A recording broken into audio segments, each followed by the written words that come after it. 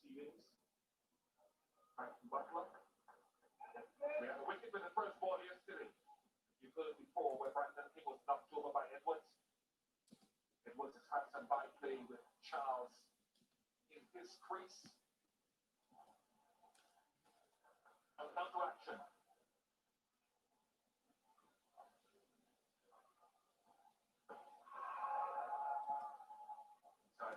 Outside the line. I thought the Patriots bowled poorly to Johnson Charles yesterday, where they bowled too straight. There was the unlucky LBW that wasn't given. But that sort of fourth stuff with a bit of swing is where I would advise to bowl a lot of deliveries to Charles.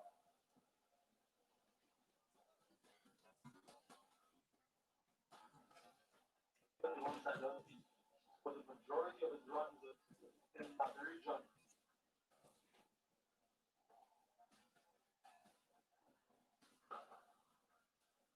Charles is away. Type of delivery that got rid of Brandon King yesterday.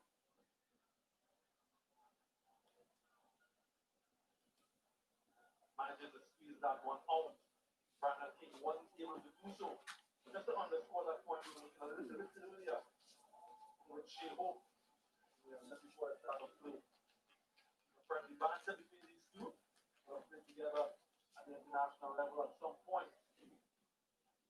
But the importance of Shea Hope in these conditions in particular.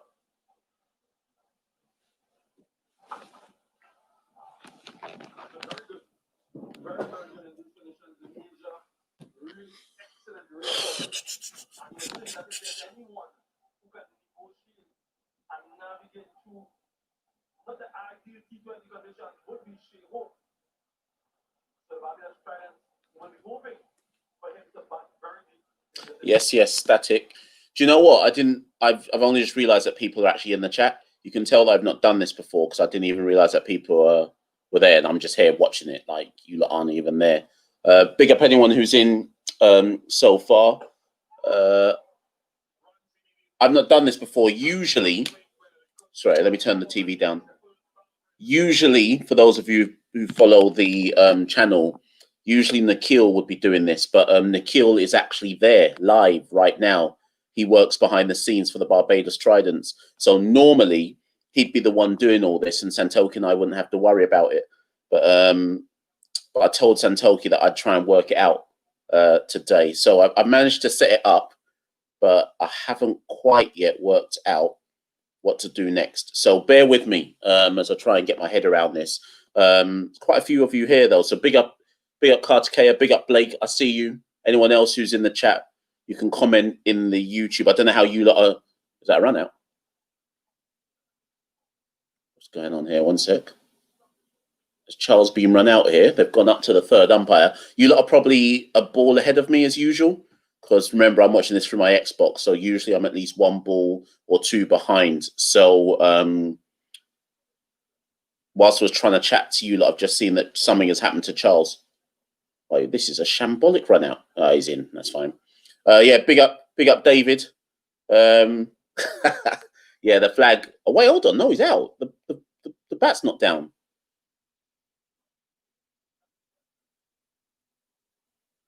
Wait a minute. Sorry, I'll come back to you. The bat's not on the ground here. It's got to be out, surely.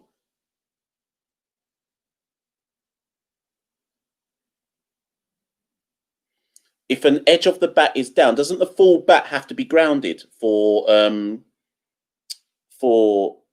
run out for it to not be a run out, or can it just be any part of the bat?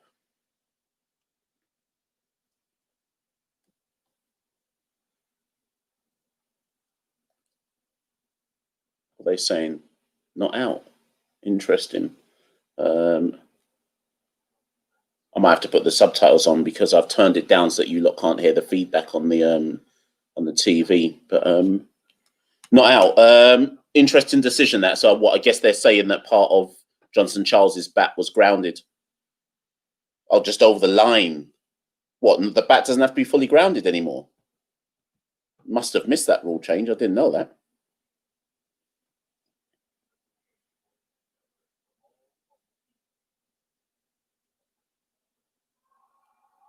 That's going down leg.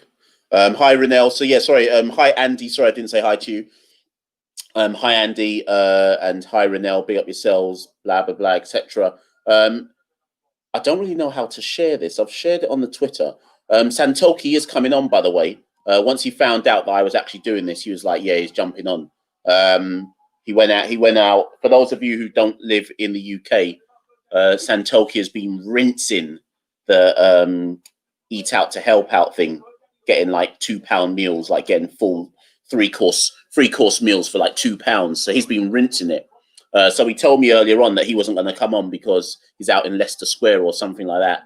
But he texted me about an hour ago saying he's coming back, and he's going to jump on. He's going to jump on at some point. So look out for Santoki coming. He says he's coming on to slander me by supporting Barbados.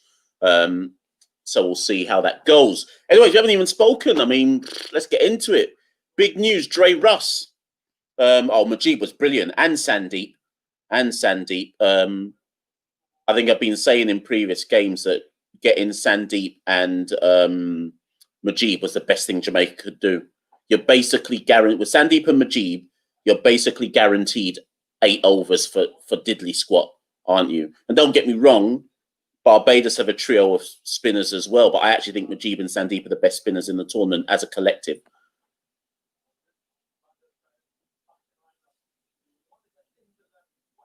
Yeah, Knackle completely. When Santoki told me that he was going Leicester Square, I was like, "You what?" I couldn't believe it, but he says that he said the deal's too good. So Rishi Sunak, he said Rishi says it's too much to turn it down. James, I see you. I'll bring you in a second. Blake, no, the game wasn't rained off. It rained for a while, and then Trinidad needed the Queen's Park Oval, and in fairness, the Blind and Eye Cricket Stadium. The ground staff are brilliant there, and the drainage is really good. So the game was always going to get good shot there, I hope. The game was always going to get called back on. So Trinidad needed 72 from 9. Lost some wickets, but in 2020 cricket, when you've got all 10 wickets in hand and you're set a total on Duckworth, you're always generally going to make it. I don't know where Ivy Asia is. So you lot ahead of me. See, that means Hope must be out now. Yeah, okay, yeah, plum. Well, just as I was saying, Majib and Sandeep. Nakul, if you're still in here, is there Aaron, you're here as well. Big up, Aaron. Is there a better power play bowler? You lot are going to say Rashid. Is there a better power play spinner, I should say, than Majib? You're pretty much guaranteed with Majib that he's going to take a wicket in the power play, aren't you? Sunil Narayan as well, obviously. But I feel like people play Narayan out, whereas it's harder to play Majib out. You almost feel like someone's getting out to Majib no matter what. Blake, I'll have to watch it again. I don't know if it was outside the line. I thought it was out on first view. But I'll have to watch the replay again.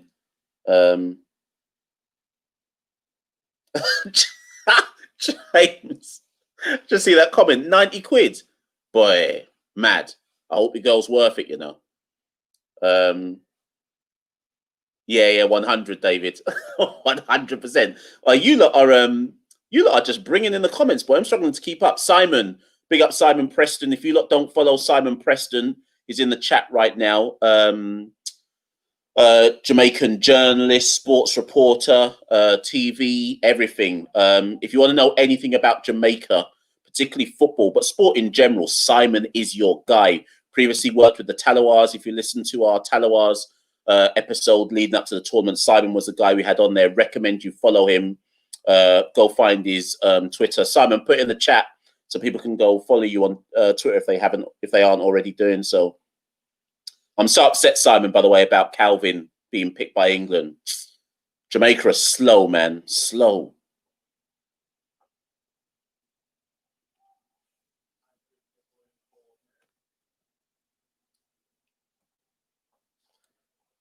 I meant to get my rum ready, but you lot have all jumped into the chat, so I can't even get up to go get my rum. Yeah, Simon's put his @ in the conversation, guys. Go follow him for real, seriously. James, if you don't follow Simon already, go follow him. Anything you want to know about reggae, boys, Simon's the guy. So yeah. But yeah, Knuckle, yeah, Majib, like I say, fantastic signing, and the fact that Majib wasn't even taken initially is baffling. But you know, they got him in the end. So who was it again that Jamaica had? Was it Shamsi? Just as well, he couldn't come, and they got Majib instead. To be honest.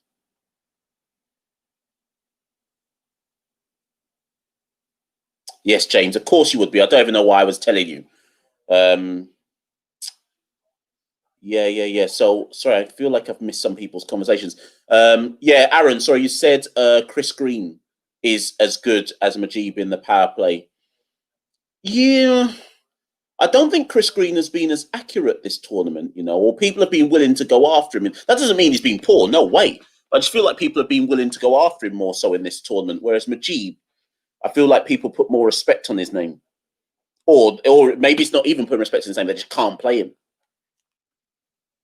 Yeah, Blake, I still haven't heard an update to that about. I assume that Cricket West Indies and the Afghan Cricket Board are still in conversations about what's going to happen with the Afghan players really the end of the tournament. So we shall see. Yeah. Kartikeya, yes. That's the thing I've forgotten. Or we have to remember that Green has had to remodel his action after getting called for it. And this is his first cricket. This is Chris Green's first cricket since remodeling his action. So I guess it's understandable in that context that he wouldn't be firing immediately. So yeah, you know, my dad's in the chat. Yeah, if I'm saying go and follow Simon Preston, go follow my dad as well. Go follow Roderick Hewitt. Simon, go follow my dad.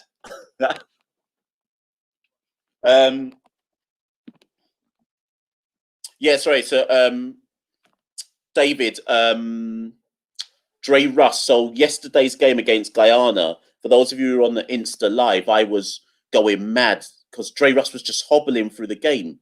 And I was like, why is this guy bowling? And actually, Simon, do you know what, Simon? I'm going to bring you into the chat, you know, because you might want to talk on this one. But Dre Russ basically seems to go from tournament, knee injury, operation, rehab, tournament, and I don't understand. I know Dre Russ is competitive. He wants to do everything, be an excellent fielder, be an excellent bowler, and I'm sure he probably thinks that his bowling and batting maximizes his value. But he's the best finisher in the world. Why he doesn't need to bowl anymore? Why is he trying to essentially destroy his knees? He's 31 now. Does he really need to do this? So I mean, Rovman was saying at the toss that he thinks Dre Russ will come back and that this might be just a precaution.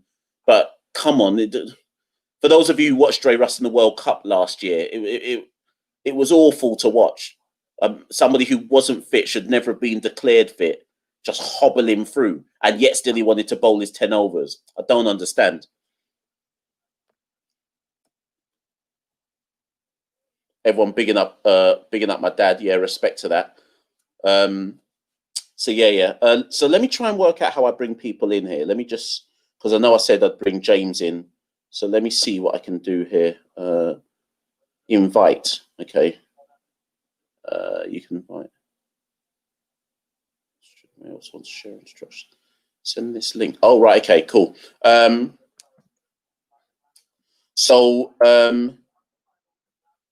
Yeah, Andy, that's a good question, actually. Maybe that's what's going on for Dre. Maybe it's like, because he is a machine. He trains so much. So, but you would have thought that the training is to build up the bulk to protect his knee. But I don't know.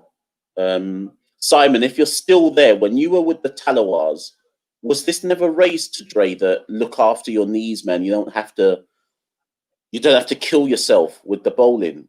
Or is it that the whole point of the team setup is it relies on Dre bowling at least 2 or 3 overs? He's struggling just to get through 4 nowadays.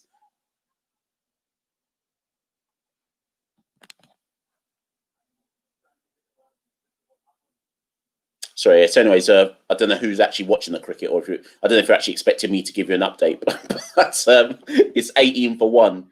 18 for 1 off 3.2 overs. Charles 3 off 7, and Mayers 5 off 7, and Majib spinning a web as usual. Right. I'm going to send some links out for people to jump in on this chat.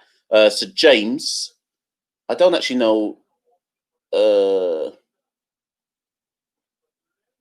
So let me try and get someone to jump in here.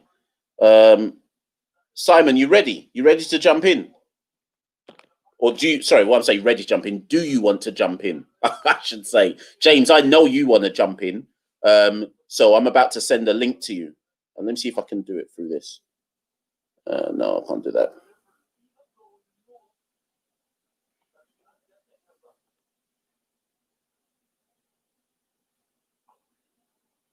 Well, you lot must be 2 balls ahead of me, because all I've seen is 20 for 1 on my screen. But evidently, Majib's got a wicket, so that must mean Johnson Charles is out.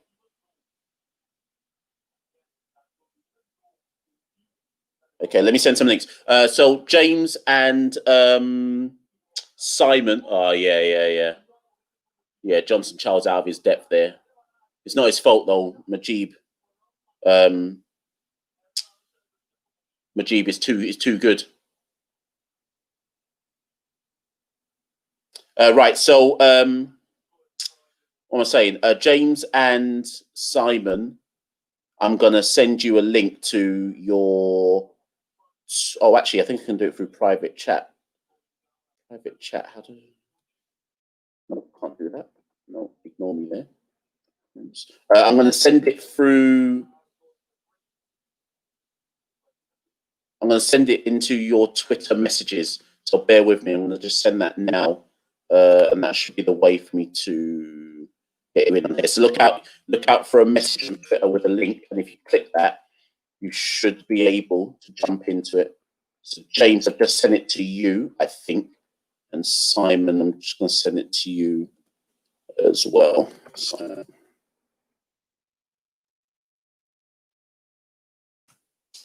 Let me try and find Simon here.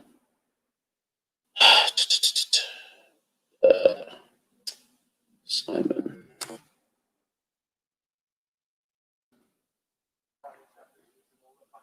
Message. Yeah. Right, Simon, I just sent you the link as well. Well, I hope I have anyways. So James and Simon, if you find those links, I just sent it into your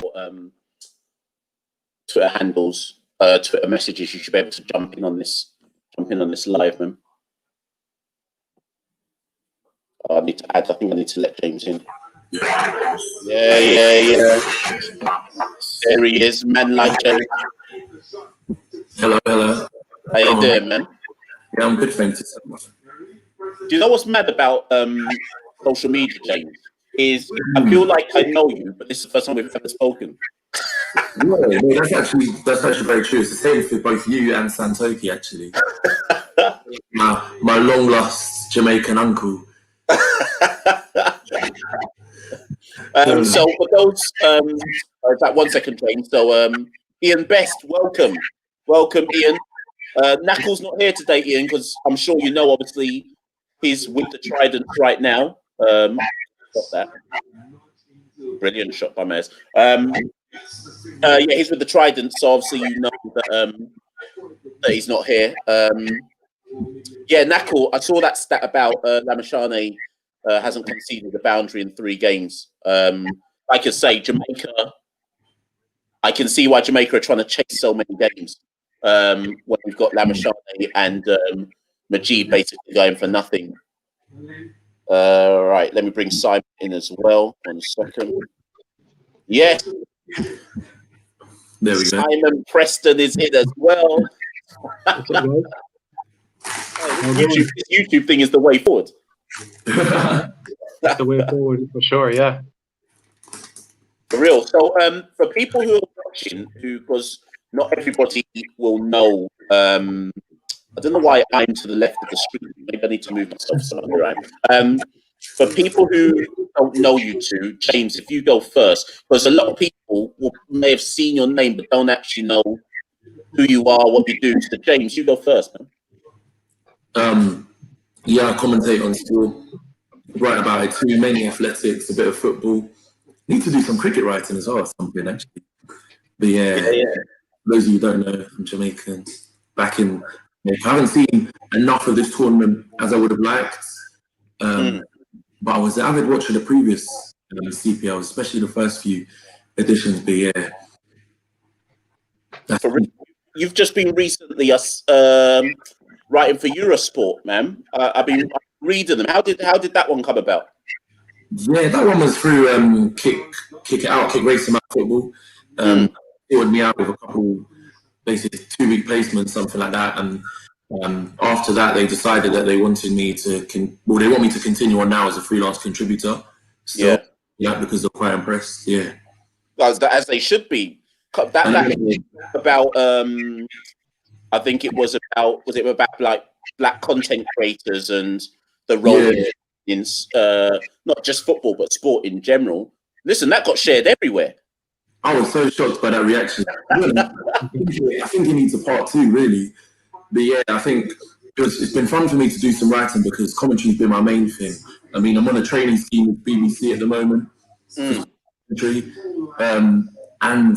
I put my name into the hat like earlier this year, late last year, to commentate on 100 for BBC. And obviously, it's not taking place this summer, but I think I'm going to try to have some more discussions and try and get that sorted for next summer. Yeah, commentary on 100. Yeah. What's Simon? I haven't forgotten you, by the way, but I just know anybody who comes on, people need to know who these people are, man. I can't just bring people on. But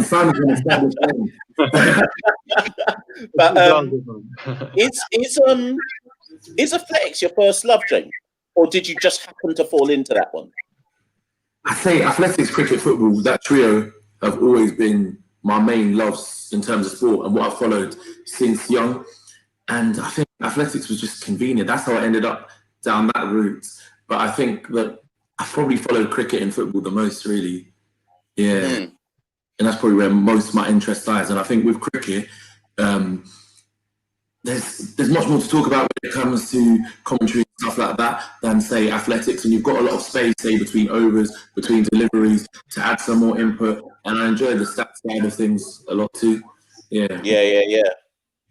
Quick question for you, James, from Knuckle. Who did you talk to? How did the 100 thing come about? This lady, Alexandra, she's like the person in charge of like diversity and a few other stuff. Diversity, maybe women and whatever, at the BBC or BBC Sports, in fact. And she got this guy called Stephen Lowes. I found out the other day, I think he's the brother of Robbie Lowes from AFTV. Oh, really? Yeah, he's in charge of, like, I think, commissioning certain content at BBC Sport, maybe just cricket content, I'm not sure. But it was him that I sent a mini showreel to. So if he comes across this again, hopefully he'll reiterate my interest. For real. Big Six there, by the way, by Carl Mayers. Tidbit on Carl Mayers. So Carl Mayers, for those of you who he's played in CPL before, but Carl Mayers has he's had a big season in both first class and cricket for Barbados with bat and ball. So I'm not surprised to see him playing the way he's playing actually for Barbados, and he might be one of those players who is on the fringes of. He's not saying necessary selection, but I'd imagine the selectors are looking at him. We shall see. Simon Preston, yes. Simon, before you start and tell people about who you are, again, I think lots of people are actually on this live at the moment. Yeah. One sec. So shot again, but good save. Good stop even. You on the Tallawahs podcast we did anyway, so people would have heard your voice before. But do you know what I was thinking the other day, Simon? And I can't believe you. Either you've done it and you've not yet had any luck with it, but you see all that stuff about like Jamaican footballers and this, that, and the other. Right. Why have you not pitched that to like English publications and stuff? Yeah, that's a good idea. Honestly, I haven't given that thought, to be honest with you. Listen, today and the other day, like I thought it today, I thought it yesterday. I was like, wait a minute, Simon knows so much information. Like, for example, the first insider. Huh? The Jamaican Sport Insider. Yeah, that's what I'm saying. Like the next set of like big English-born Jamaican parents, etc., footballer that makes the switch. You're the one with the angle. Yeah. No matter who it is, no matter which player it is, whether it be an Andy Gray, whether it be a Mason Holgate, or whoever it is that eventually chooses to play for Jamaica. Listen, get your name out there, you know. That's true. You know, I didn't really think of it from that perspective. I just thought, you know, if I knew these individuals and then just try my best to keep track of them, you sometimes realize, you know, it's not as easy to recognize, okay, does he have Jamaican roots or not? Sometimes you go by the last name. Sometimes they wear a wristband with a Jamaican flag on it. So those are kind of clues that helped me over the years to create sort of a database of the 124 players that were born in England of Jamaican parents and grandparents. Yeah, for real. So, did you see that mistake? Sorry to interject. Say again, what happened? Big catching opportunity. Fido Edwards bowling could have got Jason Holder out for a single. I feel like you kind of mistimed the jump. Sorry to. Yeah, no, I'm watching it now. Remember, you lot are ahead of me, so I'm about to watch it. Anything you see, I'm seeing it like 10 seconds after you. Yeah, that should have been out. That's who's that? Asif Ali. Yeah, Yeah, but same thing for you, Mash. Was cricket your first love, or was it more so second or third love in terms of sports? So again, that's village fielding. It's football is the sport I watch more, but cricket. When I grew up, West Indies were still the dominant one. Were they the dominant? They were coming to the end of the era of being dominant. So because of that, from a cultural perspective, you just followed West Indies. Like there was a no-brainer. Like they were almost like from a kind of Caribbean pride thing. It was just ingrained that you follow the West Indies. And when I properly started to take cricket seriously is when they started to be terrible. So, and by that point, as with all sports, once you're in. So it was too late. It was too late for me to turn around and go, this team's awful. Why am I wasting my time watching them? I was stuck. So I would argue culturally, cricket is more important to me. But football is what I know more about. Right. If that makes more. That makes sense. Really good question there from Chato actually in the chat. So Fido Edwards to play for the West Indies in T20 World Cup. I feel like it was a combination of factors that led to the end of his international career. But I mean, with his Kolpak contract over and then bowling like this, you don't know. Yeah. So in a piece that I wrote before the start of the tournament, I said that the two fast bowlers, and now the tournaments in India and not Australia, the next World Cup, that kind of changes the makeup of a West Indies 2020 side now. Now you're not thinking about, right, who are our quicks and who's going to exploit the bouncy wickets in Australia. That's irrelevant now. You only need 2 wickets at best in India. But at the moment, Sheldon is definitely one. At the moment, if it was just based on who kind of holds the position and form, Sheldon one, and they'd probably say O'Shane is the other, but O'Shane irritates me. So there are spots in this tournament for any fast bowler. Yeah, Permal's getting pasted this over. Well, hold on. Yeah, I don't know if Carter K is still on there. He sort of before the tournament that Holder is brilliant against spin as a power hitter, and he's shown it so far in all the games he's played. But yeah, finishing that point that any fast bowler who has a good tournament is liable to replace O'Shane Thomas, I reckon. O'Shane has all the attributes to be a very good bowler, but I'm sorry, we kind of spoke about it in the Tallawahs episode, but something's not right with O'Shane, and I can't put my finger on it. I can't work out if it's got no sense. I can't work out if it's just because he's young, so he's going to be inconsistent. But he's played a lot of cricket now, so I don't think that excuse of, well, he's young and he's learning the game. Like, he's been playing for West Indies for quite some time now, and yet you still see him like the other. Who did we play before we beat Guyana? Whoever we lost to, he was just bouncing it hard into the wicket and getting licked for 6. And I was like, come on, man. Are you not learning? What is this? Wasn't he was part of the touring party in England, wasn't he? He was, yeah. Yeah, because I can't lie, I think this is one issue I have. I really feel, and I say this, it applies for all international teams, really, is that I think at the moment in cricket, more and more what we're seeing is the formats are becoming very different. And I think your squads, your teams need to be different in each format. And I think obviously West Indies and with the T20 contingent, one of the pioneers in doing having, largely separate contingents for each format. And I think we need to stick to that and not get too tempted. While it does please me seeing certain players, like Chase or Hope, and then, some of the bowlers also doing well in the CPL at the same time, I err with caution, because I think a player like Shea Hope, if he was more focused on one format, I think he wouldn't be having the struggles at the back that he's having. Yeah. And actually, before I continue there, because Simon, I'm going to come to you to speak on O'Shane.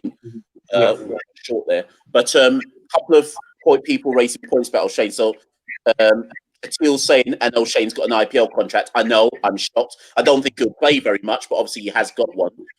Knuckles saying O'Shane looks as though he's not quite sure where the ball's going out of his hand. His rhythm and timing looks off. And saying O'Shane isn't getting for his action as well as, and that's a point I think. O'Shane's run up to the wicket doesn't look smooth. When he first started, when he passed in, I think it was CPL 2000, great shot. CPL 2017. That's correct, yeah. Smooth run into the wicket. Now he just looks like he's jagging his way up to the wicket. Like there is no rhythm in the way he bowls, and I am shocked to see the decline. And I don't know if it's a confidence thing. There's enough bowling expertise around the Caribbean to help him. So, what do you reckon, Simon? Because I'm chatting a lot here about him. The reality is, since he got that car accident a couple of months ago, he hasn't been the same. One of the comments spoke about his rhythm, especially his line and length in particular, have been quite dreadful. He's not been eating the right things. He's been eating a carbohydrate-rich diet, something unusual in previous eras, and you can see he's starting to develop a gut. And that, in a sense, can also affect his rhythm as well. So he's 23. That's something that can be corrected, but it's up to him, because he has the ability, he has pace. So it's up to him to make that correction. Where it's like ever since he got that big IPL money last year, he feels like that he's made it in life. So it's just about staying grounded, especially at this crucial stage in his development. Yeah, straight is 6 from Carl Mayers. It's 4 for 6, but on 34 of 25, just bowling Robin Powell, a bit of a wide Yorker. That means I'm about to see that ball. So yeah, Carl Mayers got, like I said earlier on, lot of time for Carl Mayers. He's certainly made people stand up and take notice of him. I think he's one of the best playing in the wings for the West Indies team. There's going to be definitely certain players who've put their names. I mean, technically, I was saying on Twitter the other day that Jason Holder, technically, with his power hitting, has put his name into the hat. The problem is, I don't think Holder really gives you anything as a bowler. So I don't know where he'd fit into the side. But people are all you can do is put your name forward. As David says, yes, O'Shane's got. You're saying carbohydrate rich, Simon. O'Shane just came from England, where surely they were training every day. And when I saw him playing the first game for Jamaica, I was looking at him going, nah. You couldn't have come from England looking like this. What's going on? Holy for rice and peas. Rice and peas and chicken. Honestly. I think you're right, though, you know. Shocking. Must be eating from Raheem Cornwall's plate. I would argue that Raheem Cornwall, compared to O'Shane, Raheem's a bit skinnier than he used to be. O'Shane's both. O'Shane's he's eating too much hard food, man. Like, I don't know what's going on for him. Yeah, well, I don't know. Maybe him and Shimron have the same nutritionist then. Maybe that's what's going on. Lack of nutritionists. But I know either way, the IPL franchise is so he must know what he's doing. Yeah. I'm sure you guys heard in the commentary as well, Samuel Badger telling Shimron Hetmyer to lose some weight before coming to the IPL as well. It's people in the Caribbean are talking, is this really the CPL or is it the overweight Premier League? Just to see the number of players that are coming to the tournament, you know, looking unfit, trying to run down a ball at long off and blowing and huffing and puffing. It's quite embarrassing, to be honest. It actually is. I said to Santoki yesterday that I was calling it the chubby Premier League. So yeah, to be fair as well, there's no excuse now. You know, once you consider that there's professional contracts in all formats of the game, level in the West Indies now, been the case for a couple of years now. So there's no excuse. That was a really bad year for Jamaica. Partnership 44 of 25. I think there was 18 off that over, mainly coming from Mayors. I'm calling it now. If Barbados make anything over 120, Jamaica have lost. 120. Wow. Yeah. The reason I'm saying that is because Russell's not in the team, and I think the spinners are going to choke Jamaica out. I'm expecting Mitchell Sattler to have a field day against our batsmen, and that's before I even talk about Rashid Khan. So, I'm looking forward to watching Glenn Phillips bat and see what see what he can do. I feel 20 is maybe harsh. I think 130 or just over. I think then it's looking techie, but 120 ever the pessimist.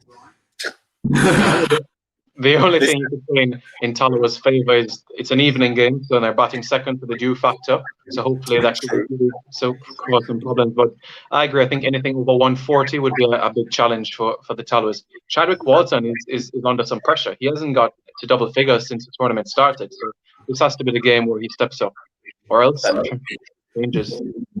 Santoki's around, so let me bring Santoki in. I knew he couldn't stay away from it, you know. Santoki, 1 second. Santoki, I'm going to send you the link in a second. Still the rest of them. I thought he would want to at least try and sleep off the food, but he's ready. He had lobster and everything, you know. He sent me a picture of his plate, straight lobster. But what's going to say about the reason why I'm saying 120 might be too much is because I don't think Rovman and Carlos are good players of spin. So if Phillips and Walton don't get a good start, I can see it quite easy, even with the juries out. That's fair. Right, let me just try and get Santoki, I'm going to send it to your Twitter. Go into your Twitter messages, Santoki. I'm going to send it there. Special strike. And done gracefully. He's not doing it sort of forced way. I'm enjoying seeing the takes in the chat, actually. Chatty will in hold his captaincy when it gets round to the Tridents bowling. Yeah, sorry, Santoki, I've sent it. I've not been impressed with Holder's captaincy. I think he's got so many options that he doesn't know how best to use them. So, like, last game, actually didn't bowl any overs at all, despite their being left-handers in the back. I can't remember who they're playing. They didn't bowl any overs. I think it was St. Kitts, actually. Satner bowled 1. Hayden Walsh bowled 2. Like, it's almost like his whole team is all-rounders, so I don't think he knows how best to balance he's got.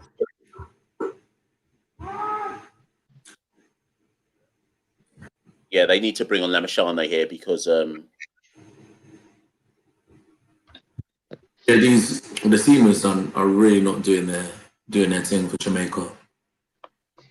I know sometimes it can be a tactic in T20 cricket to bowl the wide Yorker, but sometimes if you don't generate enough pace, instead of being a dot ball, and also it has to be a variation delivery rather than the consistent ball, you know? Yeah. There needs to be enough pace in it because otherwise it's going to get dispatched. Again, that's awful from Karsh Bradford there. That's, bias because he's bowled a massive full toss down the leg side. Now, this is where, after me cussing and saying, why is Russell bowling? This is why Russell bowls, because he offers some level of control with his bowling, even with his rickety knees. You'd rather turn to Russell to bowl than you would Brathwaite. Yeah. Hands down, 110%. I don't know where Santoki's gone here, but he will soon surface.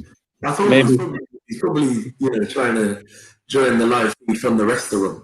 His commitment to the course. He's afraid of the Jamaican trio, perhaps.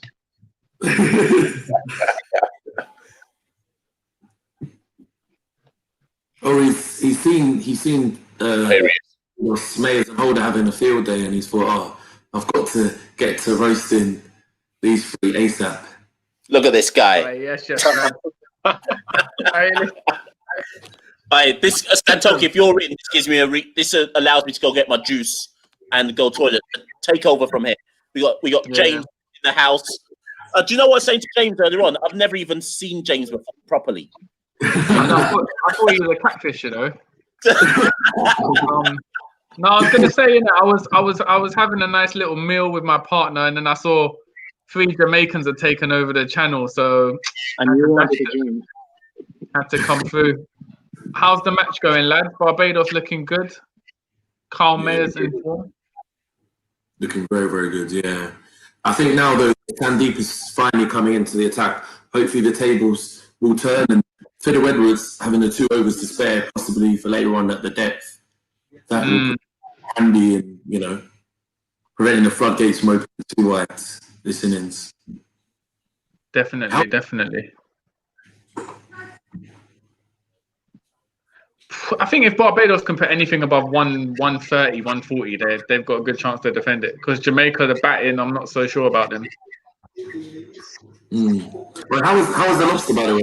How was it spending Rishi Sunak's money? You know what? It was a 7 out of 10, but 50% off. Obviously, have to give it 10 out of 10 for that. When that 50% comes through, got to tell the missus, dinner's on me tonight. Then But anyway, Truscott, Was it London? Have you got the freestyle yet? Have you done live freestyle? Because I know you do. I know you're known as a lot of people might not know this. I don't know if Mashal brought this up, but obviously, man like Trezeguet with a little tune. A freestyle for us, let me spit some of his lyrics in a minute. What is it again? Here we go. What is it?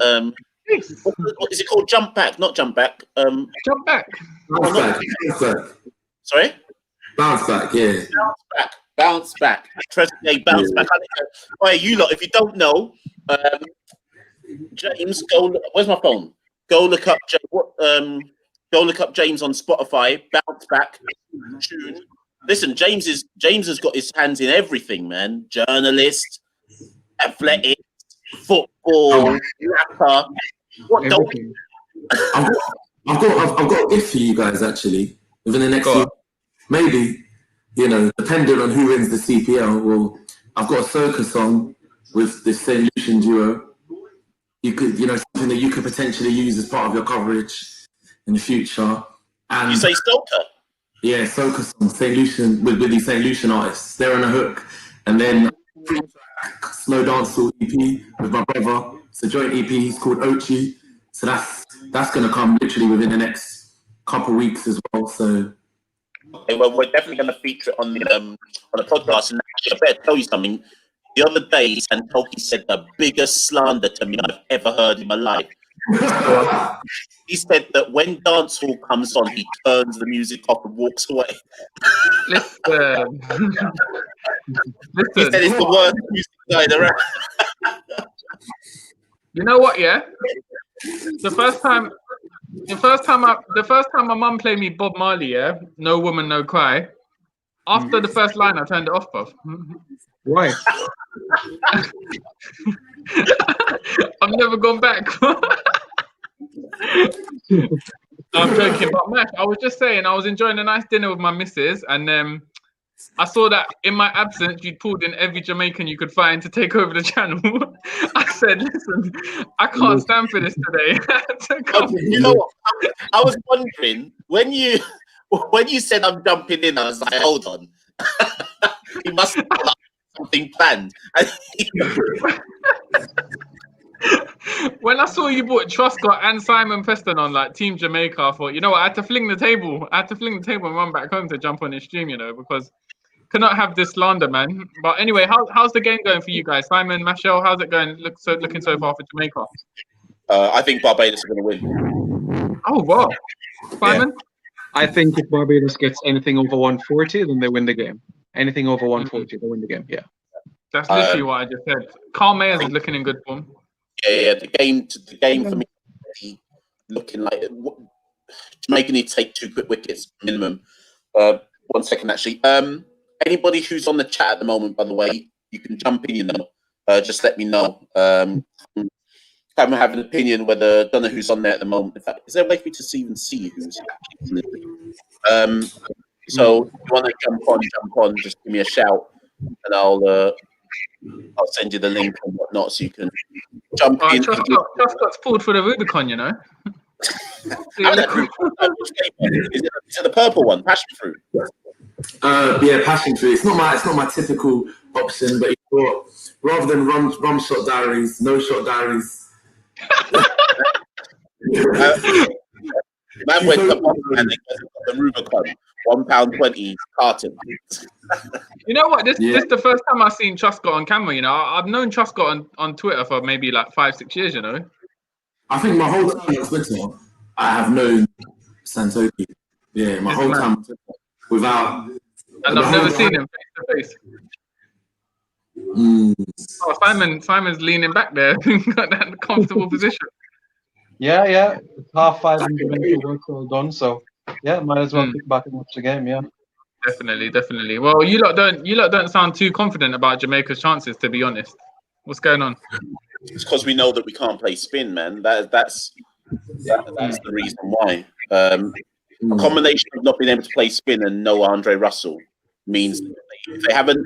Remember the last two games against Guyana, they were crumbling until Drake came in. So if that happens again, who's there to rescue them? Although, in fairness, let me give Nkrumah Bonner some credit. I thought he'd come in and just leave, like get out straight away. But he stuck around. So, Speaking of players we remember from the West Indies Test tour, Shai Hope, why is he still opening? Do we think he'll open for the rest of the tournament? I think him and Jason Holder must be best friends or something. Jason must be protecting him because there can't be any other reason or excuse. Johnson Child can wicket keep. So beyond Hope being mates with everybody, I just. Remember at the end of the Test series, Santoki, when we said he should try to get a little red ball contract with a county and just not come back to the Caribbean. See what I mean? Come back to play CPL for what? The moolah. Yamatu, I don't know who you are. I've never seen your name before, but you're in. We see you. Hope needs to go. He just needs to play some games out of the Caribbean limelight. Chatil says, Santoki, Chatil says, what's happened to Guyana?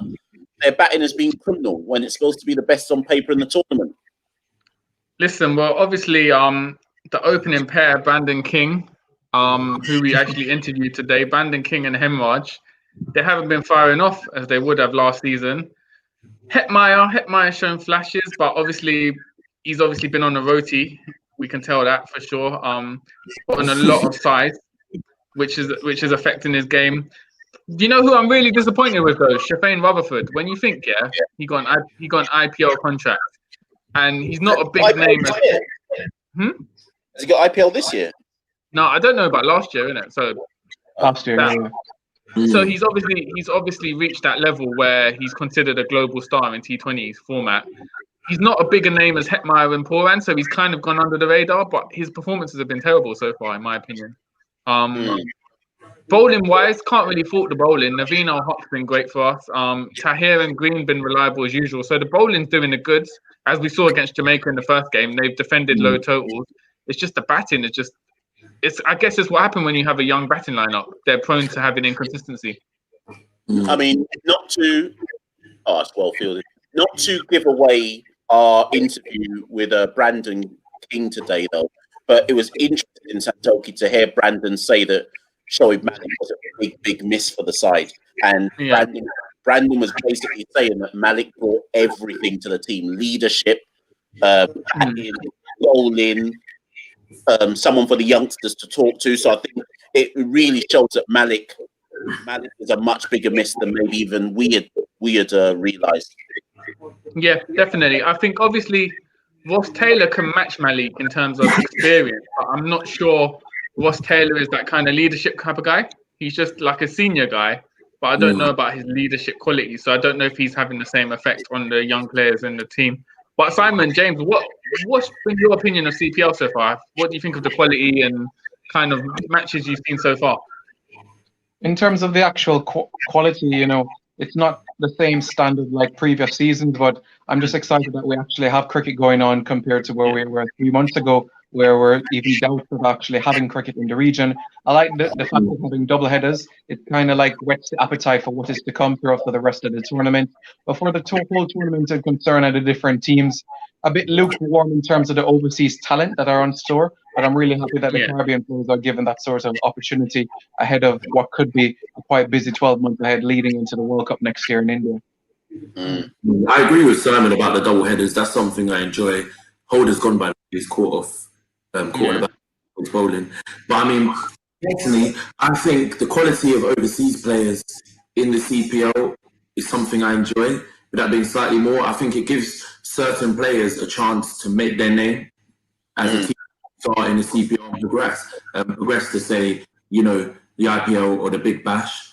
Because the IPL will always be the undisputed heavyweight of T20 franchise competition, and I don't think there's any point gunning for that. But one thing I think we've seen in this CPL, perhaps the last one as well, but this one in particular, I think the young West Indian talent on show is slightly better. They're going through, and I think perhaps, what Simon described as the lukewarm quality of the overseas, the different quality of them has perhaps allowed for some of these young players to have more faith put into them. It's so good seeing a lot of players from West Indies under-19 squad and stuff make that step up. And I think you spoke to Ned. Yeah. Or Young, or both. Yeah. Ned. Just Ned. Yeah. Yeah, I think in the coverage they spoke to Naeem Young in depth, and I think it's good seeing these types of guys get an opportunity that might not otherwise be there for them. Yeah, and as everyone's saying in the chat, first time Barbados have actually put Rashid in early, leaving him down at like 10, 8 and 9. So maybe all the cussing has finally reached the head honchos at the Tridents. Yeah, just speaking on that point, we spoke to Ned today, Ashmead Ned, and he said to us, if Chris Green gave him the ball, he'd bowl every over for Guyana. And when he said that, I just thought, but that shows you the confidence levels and the quality of the emerging players that are playing in this tournament. That they're like literally. I don't know if what you thought, Santoki, but Ashmead Ned was like, "Yeah, I'm here to take wickets. That's my game. Pure professionalism." I think a lot of it obviously stems from the emerging stars winning the Super 50 tournament last year. If you think that team had Josh De Silva, Kimani Melius, Ashmead Ned, Dominic Drakes, who are all playing in CPL this year, if you've entered a Super 50 team and it's all youngsters and you beat everyone, and you're thinking Trinidad had the likes of Darren Bravo, Combined Colleges campus had Carlos Brathwaite, so they all had senior players, and these emerging stars just beat them and won the tournament. So that confidence is priceless, and I think they've carried it forward. So when we did talk to Ned, he wasn't fazed by anything. He was like, yeah, I've performed against the best in the Caribbean before. I can do it in the CPL, is what it is. Yeah, because I asked him about his taking a wicket with his first ball in CPL. And I was like, yeah. Yeah, he was like, what? There's me expecting him to go, oh my God, I couldn't believe it. He was like, yeah, I took that. What I like about him, he has that hunger. So if he goes for an expensive over 6.5 or 7 that runs an over, he like tries to. You see on his facial expressions how he feels. So he wants to improve. So you see that desire to improve. And as a lefty, you know he's going to be an asset in the region to come once he stays grounded. That is, and hopefully not following the same footsteps as Shane Thomas. Wicked. What I missed. Was that Rashid? Rashid came and went, man. So that experiment didn't pay off. I must be about to see, but didn't. Oh, Mayor's has got to 50. Sorry, that's why I forgot. Is Michelle's stream still behind? Michelle's doing a second over or something. Allow my Xbox feed. Michelle's on last year's video. Right, so who? I still haven't seen it, you know. So who's got Rashid out? Is it Lamashane? Yeah, Lamashane, man. Lamashane, he's swung the game back in Jamaica's balance, really. He's got 1 for 3 of 1.5 overs, and I think Andy or maybe Carter was saying bring Lamashane on about 3 overs ago to try and stem the tide. But this is the thing, because when you're getting stacked, only wickets can slow down a run rate, nothing else. So you have to know when to bring back your strike bowlers. Sorry, Knuckles saying they interviewed Naeem Young before play today. He was talking like a multi-year veteran, very impressive. David says that Super 50 team has been a revelation since under-19 first play yet. Static says, it's about Rashid Kartikea. Why would you send him in to hit spinners? He's a pace hitter. Oh, what, sending in Rashid early, you mean?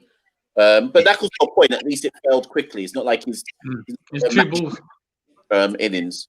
I feel like sometimes though, when you play these people that are usually bowlers as a pinch hitter up the order, whether it be Ryan or Rashid, I feel like sometimes you just get what you're given and you have to stick with it. And I think often that's what captains struggle with in cricket. When you make these bold decisions, you have to stick with it. Yeah, it's failed once, but you got to base it off who's bowling. Might as well try again next time, because they're not batsmen by trade, so there's not going to be that consistency, and you've got to accept that you're either it's not a situation, a feast famine situation. Yeah. Out of interest, high school, by the way, in T20s, his first T20 50. That's what Mayers was his highest, is it? Yeah, his previous highest I think was 39. Yeah, against the Tallawahs. Like playing against him. Shatil, is Corey Anderson the worst overseas player? He's definitely. We were speaking about him yesterday live. Santoki, in fact, Santoki might want to tell the. Santoki was saying that the only reason Corey's here is because he was in America when teams were to pick up. So basically, his wife, his fiance lives in Dallas in America. So he was there during lockdown. So it was just convenient that it was a short flight to the Caribbean. So I think that was kind of why they pulled him in. rather than his kind of achievements. But yeah, he hasn't looked great. I'm trying to think of any overseas players that have made less of an impact than him this There's year. been quite a few. Well, not this year, but previous seasons, there's been a few. Albie Morkel in the first season with St. Lucia Zooks, 6 straight ducks in a row. He in CPL, and then you had Ben Rohrer at Trinidad. He didn't get going as well. So there's been a few ones that really haven't got going. Tammy Iqbal didn't do great when he was at the Zooks as well the first season. So there's been a few laughing stocks. Owe Shaw as well for the Tallawahs 2014. There's been a few. You know what though? When you think about it, there's been some strange in the history of CPL. There's been some strange players like Ricky Pontin at Antigua Hawksbills. Yeah. Strange, man.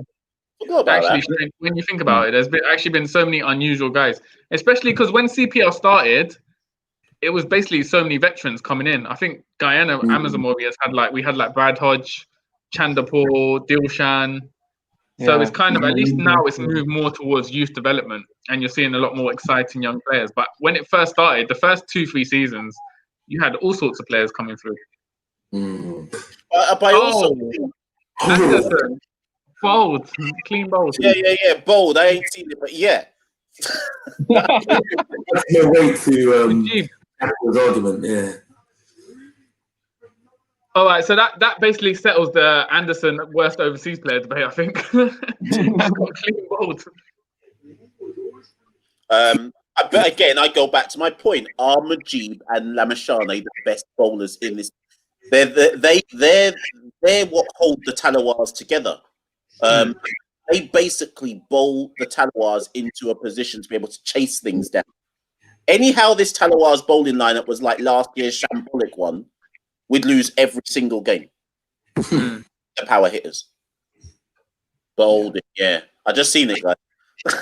So Majib, it wouldn't surprise me if Majib got like 5 wickets this game, man, because he's got 1 over left, and it's the tail end coming in. So Bob somehow crumbled from. They were like what 72 for 2. Yeah. It's ridiculous. He's on 3 for 11. Carter K, are you ready or what? Am I bringing you in? What are you saying? Anyone else? You can come in. You know, you don't have to be like Jamaican or Guyanese to come in. You can some Caribbean link. Barbados, Chatil saying Barbados might as well play. I'm guessing that's Shamar Brooks instead of Anderson. I mean, I would go with Shamar Brooks. I think Brooks was at where was he last year? Was it Zooks? Can't remember. Last year was it Zooks, Simon? It was, yeah. Shamar Brooks, yeah. The thing is, though, we've seen with Roston Chase that players who you traditionally would think would be Red Bull guys, they are doing well. So Shamar Brooks, I mean, you can't really get worse than Anderson at the moment. So it's worth it just bringing Shamar Brooks in. But I think it's one of those situations like Santofi was saying about Corey Anderson being brought in for convenience. I think before withdrawals, Barbados Tridents batting was actually okay, where it looked like it would be okay. You know, with people like Alex Hales, you know, you would think had a lot of weight to the batting, and then perhaps due to limited availability. So I don't know how much the team management and whatnot is to blame for this. Yeah, it's true. I mean, because they were meant to have Alex Hales, off the top of my head, Marcus Stoinis, who's a great all-rounder for Australia. So I think Barbados and St. Lucia, because St. Lucia have lost Chris Gale, Riley Russo, Nokia, the fast bowler from South Africa, Colin Ingram. So the whole complexion of their teams have changed pretty much last minute. So you suddenly had to go from, all right, we've got all these amazing batsmen, to what can we do now to kind of be effective? Yeah, so after the draw was the one team that I don't think was affected by. Listen, you know what? I think Trinbago, it's a conspiracy because Guyana, basically 9 of their 10 group games are played in the evening. There's no morning games for them. Yeah. Yeah, so, but I think that's because Zooks and Trinidad are what they've got the Indian owners, so they want the early games. Yeah. What wicket? Lamachane. Yeah, and 7 of the Tallawahs' 10 games are under lights. Yeah. Was that Ashley Nurse? Was Clean that not bowled. or Yeah, no, Clean it's bowled not. again. It was like literally the same as Anderson. yeah. Man, I'm moving.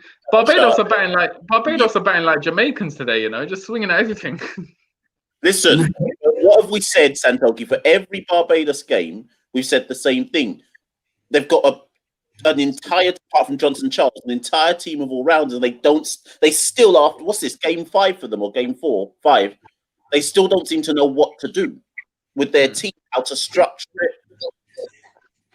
how to bowl with it.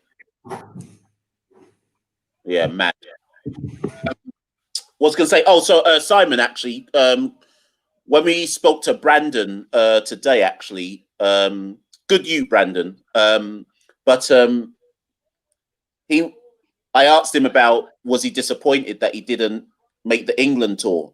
And he was, super disappointed because, and he was basically saying, not like critical of selectors, he wasn't that, but he was basically like, everyone forgot that I'd had a good first-class season because he'd spent his time playing for West Indies in T20s and ODIs, missed this year's first-class season, so just didn't get selected when technically he was the best order batsman in the region prior to this year's competition. And he was basically saying, I want to play Test cricket. I just happen to have done well in 2020s, which got me a West Indies call-up, and of course I'm going to take that.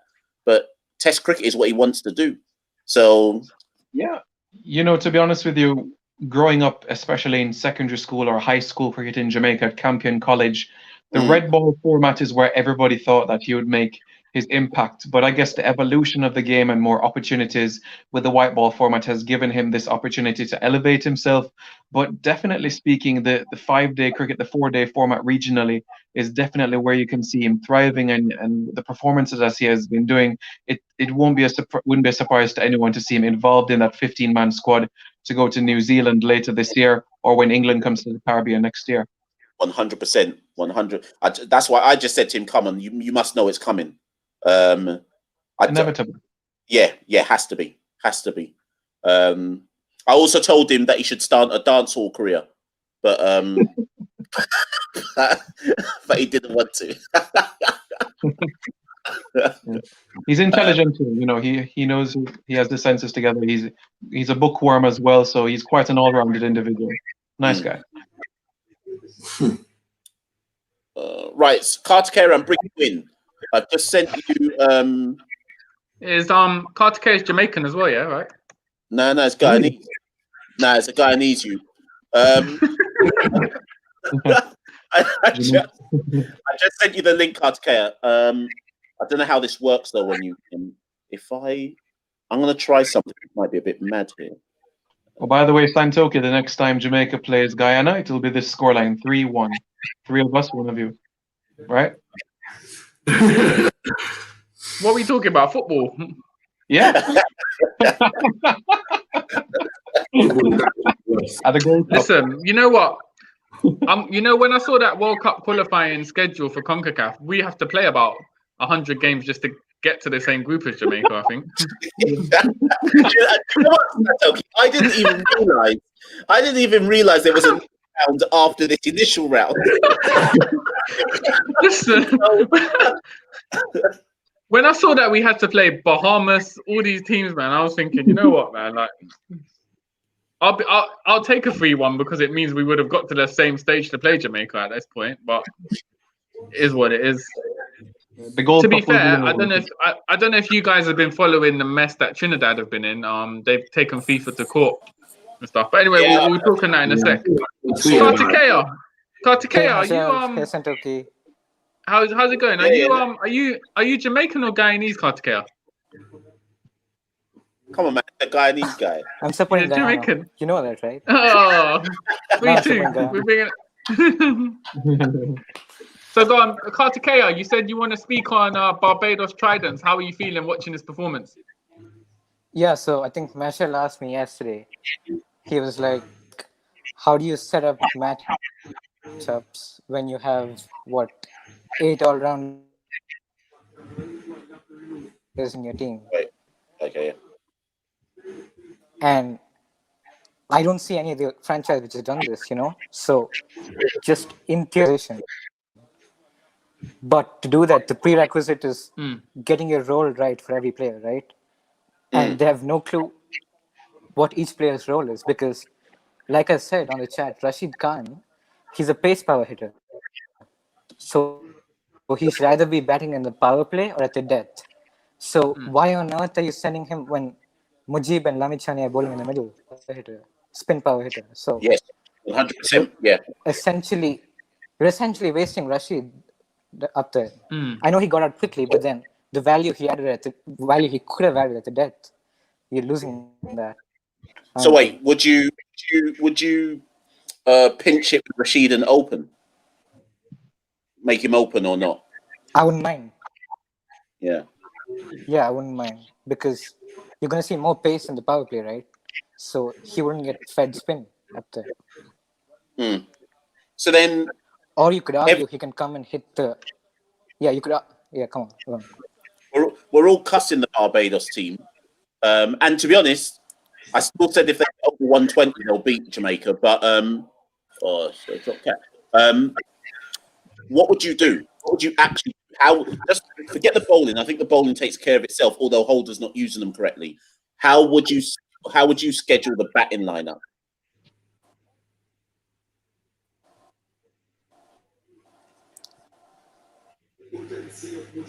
No, he's not.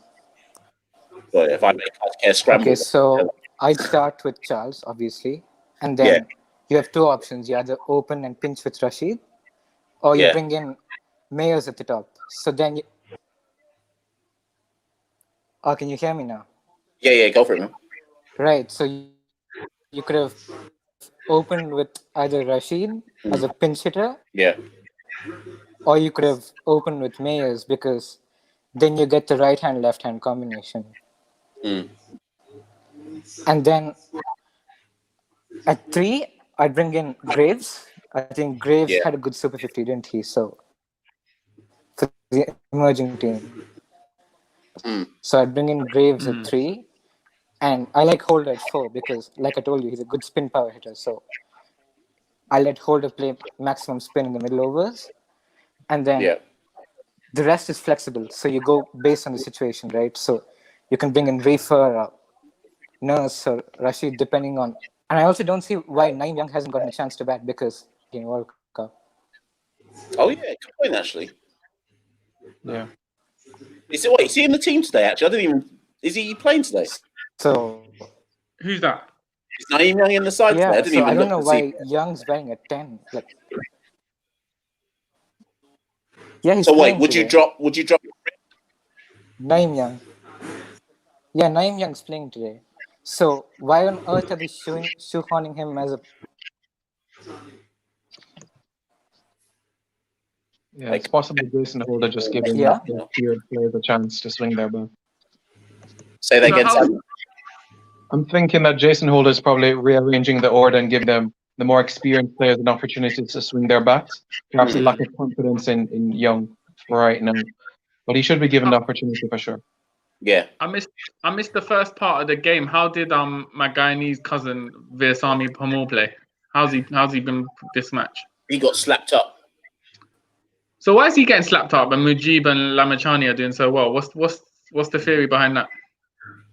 It's a good question, actually. Because Veersamy's not a bad spinner, I wouldn't say, and he knows the pitches. I would argue that Mujib and Sandeep can land it on the same spot every single. He's a left-hander. Go on, Kartikeya. No, he's not a bad spinner, but he was fed to Mayers, who's a left. Yeah, true. Good point. Yeah. Yeah, so Mayers was on strike when Perma back in again. And Mayers is a left. Your internet's moving. I would like argue catfish. they didn't use come back in then. Kartikeya, oh yeah. Bounce, boy, quick! I didn't even get a chance to kick him out. He just bounced.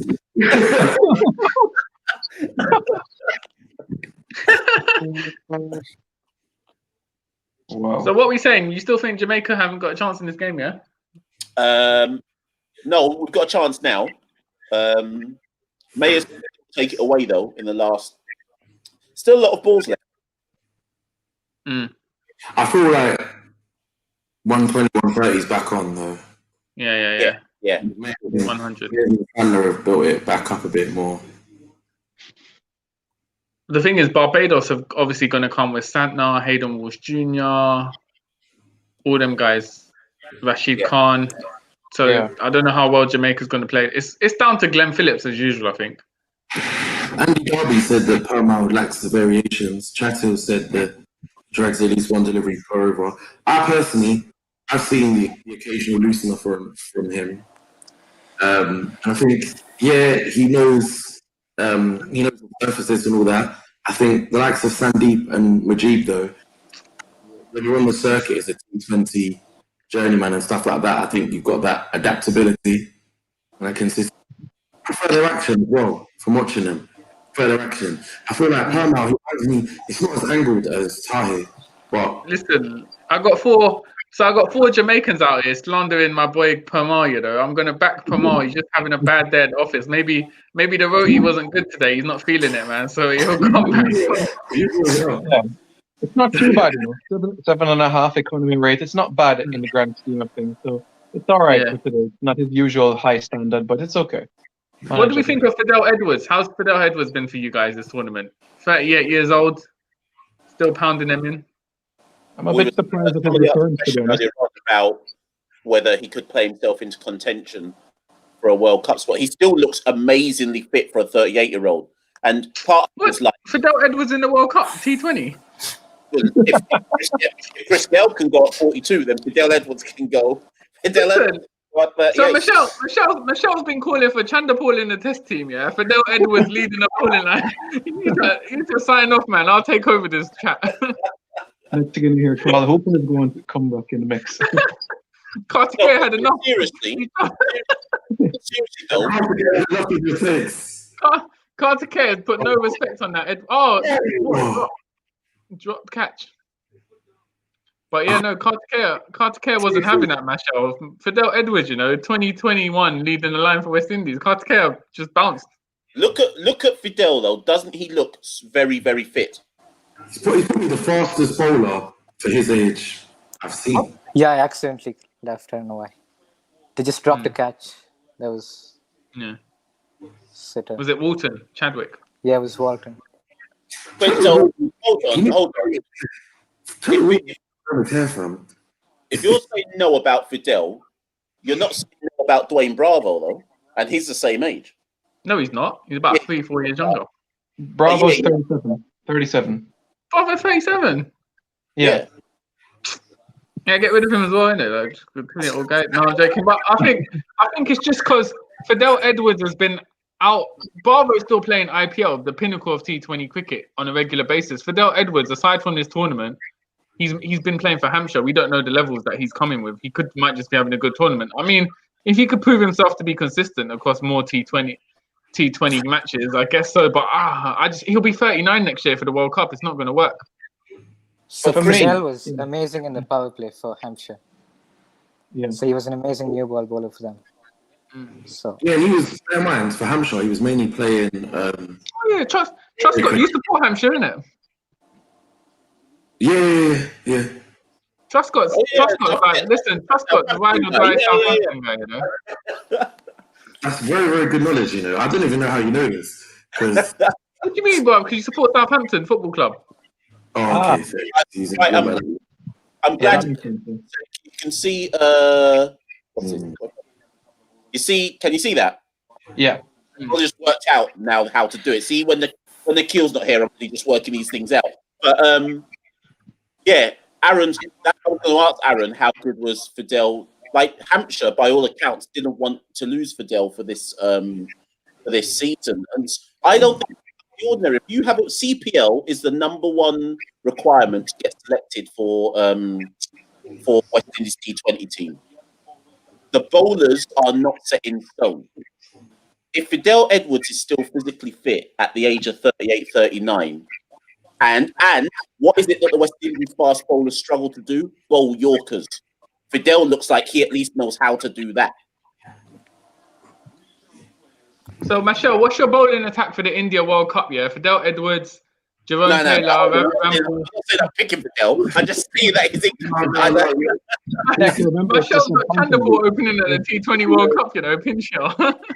Wavell Hines. Who else? Wavell- Brian Lara. Okay. Okay, so Kyle Mayers has hit 12 runs in his last 22 balls. Yeah. Yeah.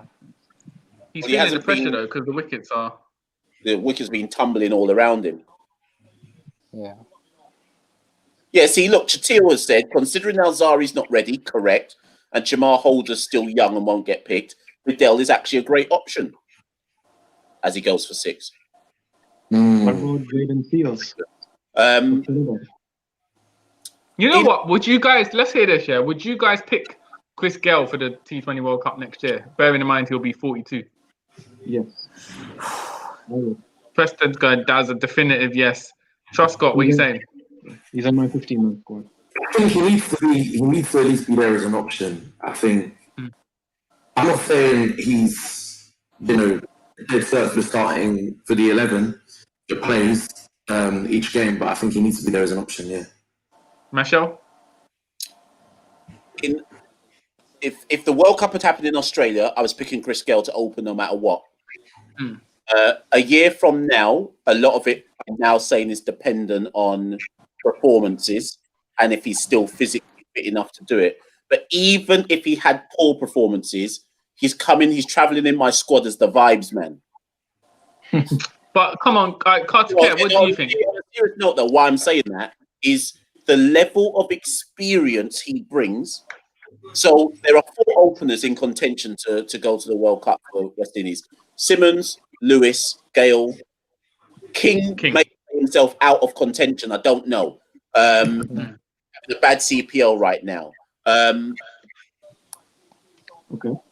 I think Gale still counts as in that 4. To me, Gale is still the best opener in the region in T20, even at his big old age. My thing is though, Chris Gale, yeah, all right, he flies out to India for the World Cup, finds out he's not playing. He's getting the first plane back to Jamaica, calling up Stylo G, saying, "Listen, we need to make some more tunes, man. The cricket's not working out." I can't see him sitting on the bench. I think he'll be a bit more understanding for me.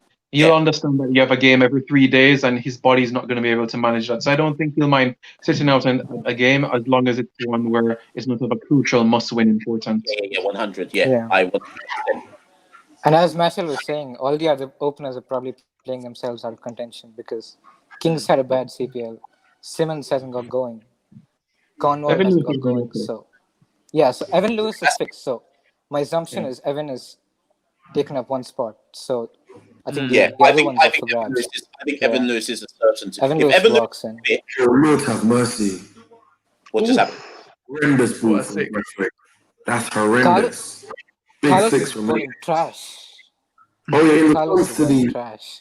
response to that question from Nakul, George Munsey is a good T20 player, George Munsey, he plays like a lot of T20 shots, like switch hits, reverse sweeps, and I think he might have been one of the top run scorers in a T20 World Cup qualifier.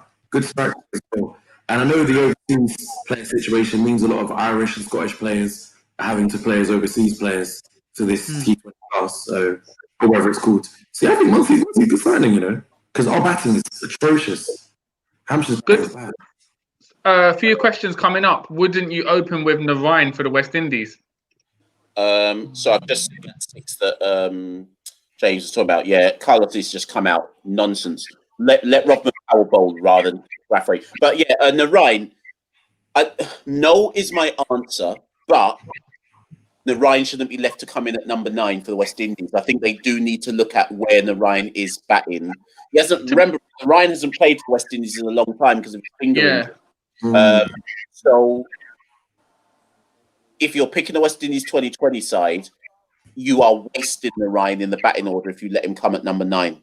So part of me is like, let him come 3 after to open him. Or maybe you let Narain open and tell one of Gale or Lewis to come 3. I don't know. Hetmeyer doesn't have to come 3 when you've got Sunil Narayan in that lineup as well. I think Narayan's going to be like a wild card option. So if we're chasing, for instance, 180 in a random match, they'll throw Narayan into open unexpectedly. I don't think he'll open consistently, but I think they'll use him as a wild card option because you might as well. He's shown in the IPL he can do it in India as well. So you got to go for him. I think I agree with what Santoki says. I think it really depends on the situation. But I think if Gale was in that team, then I think Narayan needs to bat down the order because obviously knowing the type of batsman that Gale is, in that he's going to stand there and try and whack it, and there's not going to be much running in between the wickets. There's not going to be much footwork, and I think obviously Narayan isn't a Chris Gale level of batsman or anywhere near that. But in terms of how he tries to bat, he stands there and he tries to play those big shots, and he tries to attack it. So I think you can really only justifiably have one of those in that top 3. Yeah, definitely. I think we're seeing some Bayesian sabotage in the Jamaica Tallawahs at the moment. The amount of balls that Brathwaite's bowling, Carl Mayer's just taking him apart, man. Brathwaite is bowling so many gifts. Yeah. The same thing Shimmer Springer did last year, so for Mayers, and it's over. And it was a wide to start it off. Mayers might get a century, He's on 75. So coming back to Narayan, so he doesn't have to open, does he? Because Lord. In the matches he's played for Trinbago, most of his runs have come after the power play. So why can't we use him as a wild card in the middle against spin? Kartikeya in the World Cup, who do you support? West Indies. Why is it question? Oh no. He's going for that citizenship. He's going. Oh Lord, have this. What is this, man? Remember the name, Listen. Oh my God. Brathwaite's played a match-losing over here. 29. Not a single, even the dot ball was a bad ball. Not a single ball in that over was good. Yeah, so what was it? It's a wide dot, 3 sixes, a 4, then another 6. Unbelievable. His media career. Get him on the podcast. Give him an outlet. Do you know what? I've never rated Carlos Brathwaite. He was living at that 1 over. Obviously, he won us the Chiefs. Obviously, he won us the World Cup. But I put Brathwaite in like the Darren Sammy kind of category, where he made the best of what he had, and then he reached his maximum, and that's it. Playing now, living off that. Like Sammy's still playing now, living off the fact that he's a 2-time T20 winning World Cup captain. Brathwaite's the fact of what he did. We just got a comment from Chatil saying Carlos Brathwaite is making Darren Sammy look like Gary Sobers. A lot of people are saying Brathwaite's done as a T20 guy. He should focus on tests, but I don't know. When was the last time he played red ball cricket? He's not got a route into the test sides. Yeah, I think it's been like 4 or 5 years since his last test. Australia India, I think, was the last time. Yeah, one of them. He's not test player. And don't forget, he's not particularly young because he's about 32 now. So it's not as if he's not going to develop. He should be in his peak now. So I don't know whether it's viable for him to continue in red ball cricket. But that was a match losing over, man. Because suddenly now Barbados 140 for 6. Do you know what we'll say about Barbados though? Is every time I've watched them and I thought their batting doesn't make any sense, they still always get to 150, which is, I guess, the advantage of having.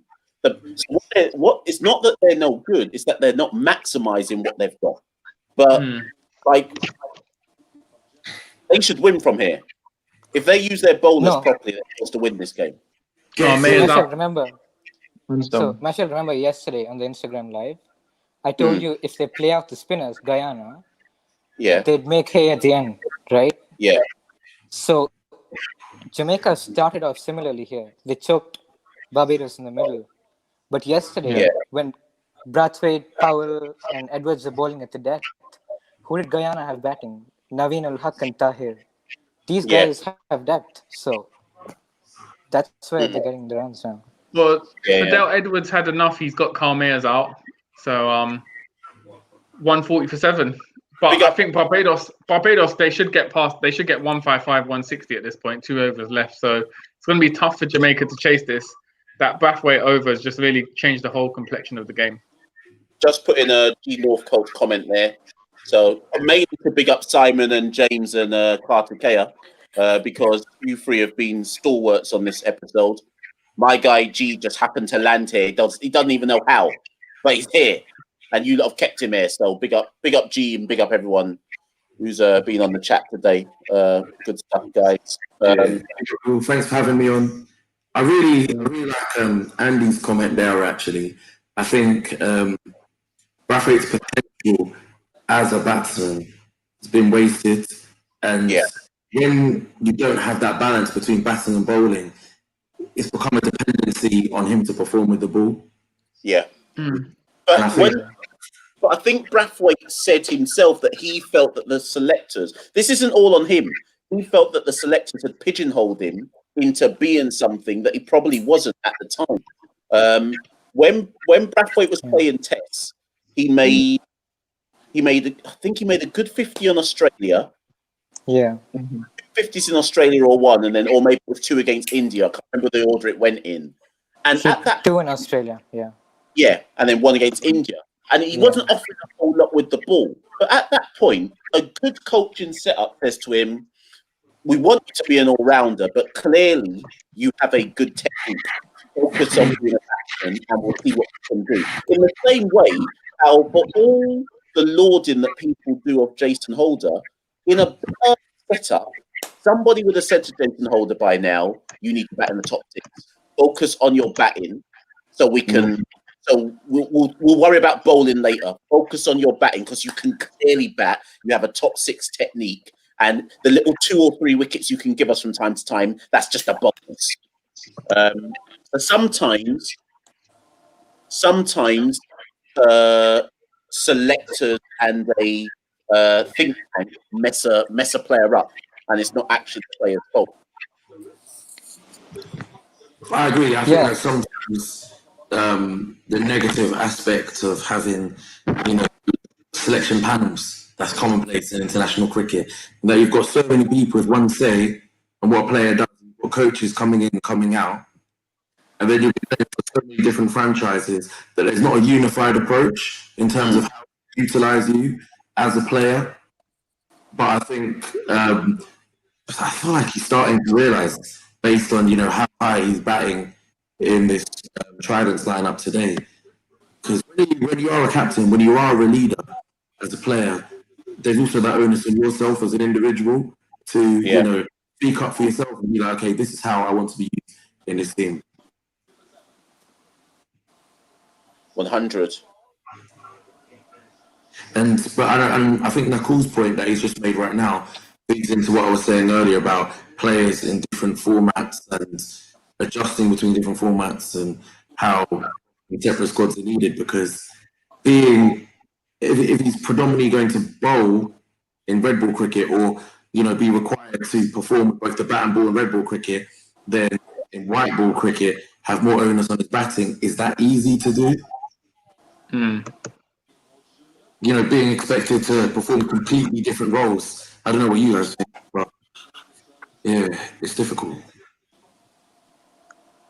1 second, guys. 1 second. That was just going back to the match there quickly. Edwards only gave away 4 runs in that last over, so kind of trying to balance out the Brathwaite over. Now Rothman Powell's bowling the last over. I think if you guys can limit Barbados to under 150, it's game on. Yeah, we've only seen Blackwood's only played 1 game in the tournament so far, hasn't he? Yeah. So don't know what type of form he might present himself in.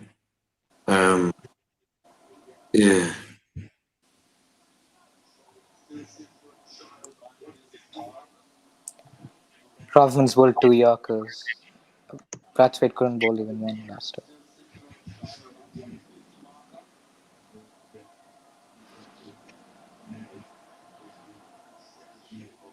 Oh, that was up.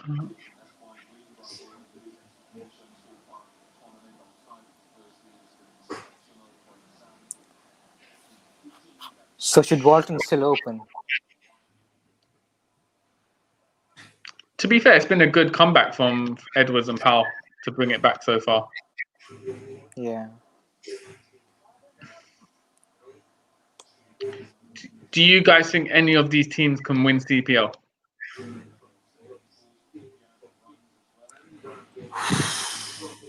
Not at all. Simon said that's the definitive no. Even the defending champions, Barbados. No, Jamaica can win. Barbados can't. What's your logic behind that? As I said from the very beginning, if Jamaica get to the final, anything can happen because of the nature of their lineup. But no, sorry, no. In fact, no, what did I say on the podcast, Santoki? Did I say whoever knocks Trinidad wins? So assuming he knocks out Trinidad, well, there's your winner. But I think whoever beats Trinidad will win the tournament. Evidently. What's the situation? Speaking of Trinidad, what was anyone know the situation with Narayan? Was he injured or just rested today? I didn't hear. No. I think it was personal reasons. Or that's what Badri said. There were rumors swirling around that he was out of CPL, but I haven't seen anything further to that. Yeah, there was a rumor, but then they quickly deleted that. Oh. Yeah, it's personal reasons, but KKR really want him to fly to Dubai right now. Oh, really? Oh. Yeah. Because IPL training and everything, and you have to be part of the bubble. So I've seen a few IPL teams trying to throw their weight around, trying to imply that people should leave CPL. And if that did happen, that's it for me. I'm done. I'd be done with cricket if IPL can just say, "Nah, you need to come now because we're IPL." But surely the Knight Riders calling back Narayan if they wanted him to go to IPL is some sort of self-sabotage because they're essentially harming their own business interest in their CPL, no? Yeah. But I guess they're looking after the number one product, which is the Knight Riders in India, and not the one in the Caribbean.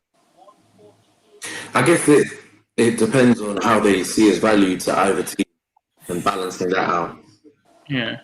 Tridents end on 148 for 7 though after 20. It was a good last over from Rob and Powell. I think early on, within the first 10 overs, it wasn't that great, but that was when Carl Mayers really got into his swing. But yeah, Edwards and Powell in those last 2 overs really saved the Tallawahs from disaster.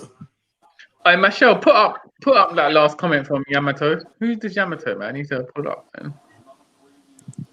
The one above that. Warriors might win a final in 5 years' time, you know. Hey, Yamato, where you from? Where you from? You sound like you're from Jamaica.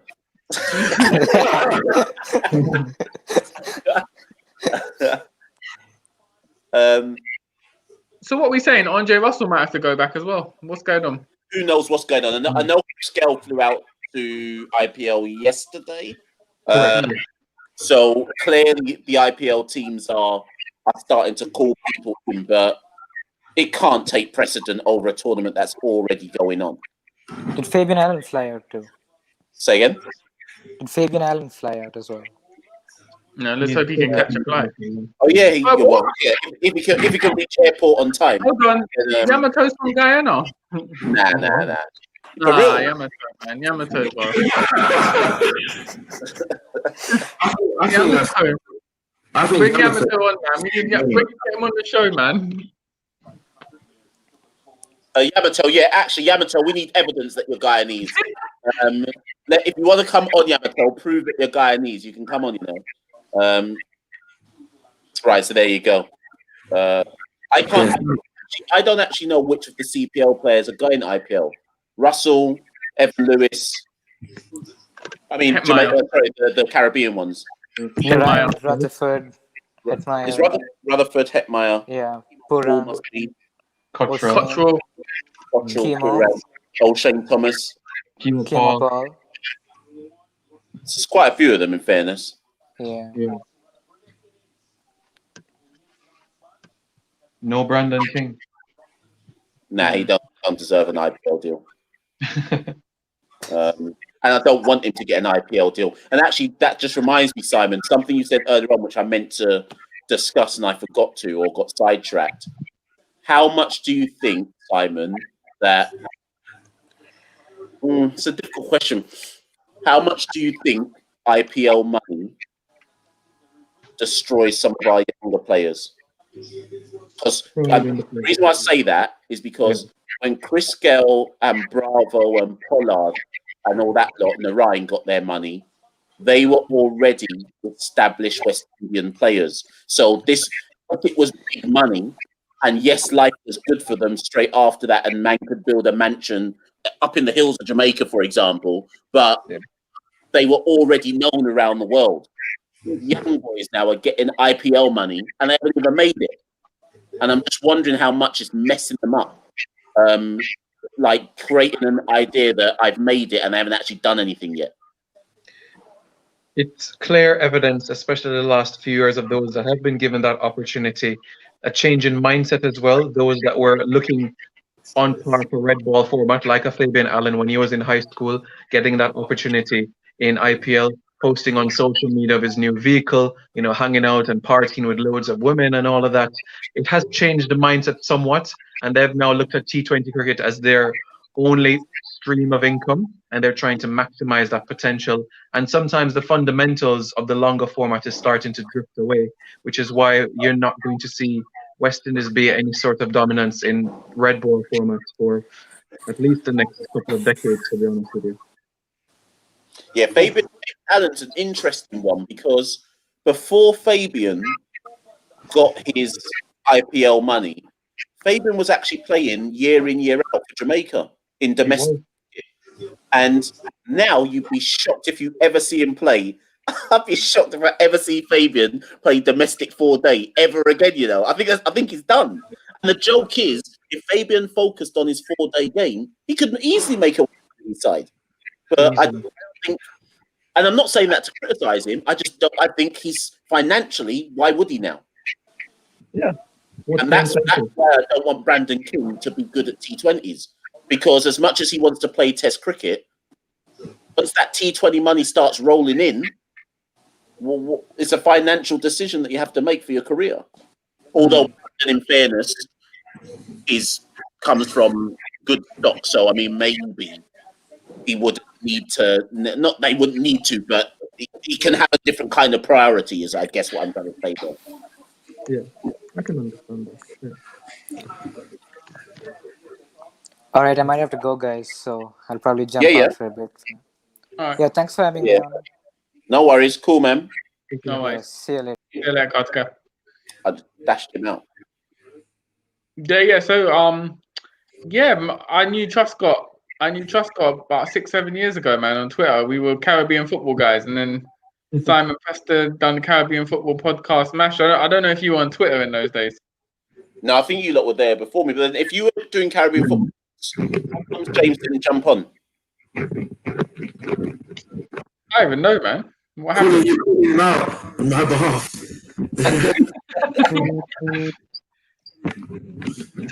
Truscott, man. Yeah. Who do you support? Jamaica, Reggae Boys. Yeah. I don't exactly support Guyana. Yeah, but in fairness to James, James went out for the Women's World Cup. Yeah, Women's World Cup. I wanted to and didn't make it. I went to the last warm-up game against Scotland and then didn't go to the Oh, yeah, so you did. Yeah. And I met see how weird this was. Simon, you'll know his name. So I get to Hampton for the warm-up game between Scotland women and Jamaica women. And there must have been it was a record crowd for a Scottish women's game. It was like 25,000.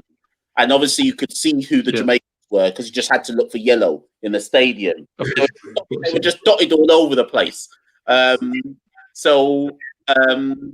I think Jamaica took the lead. And the thing about watching Jamaica in any international sport, there could be only 3 Jamaicans in a stadium, and the amount of noise they made. So that I counted about 72 Jamaicans in the entire stadium.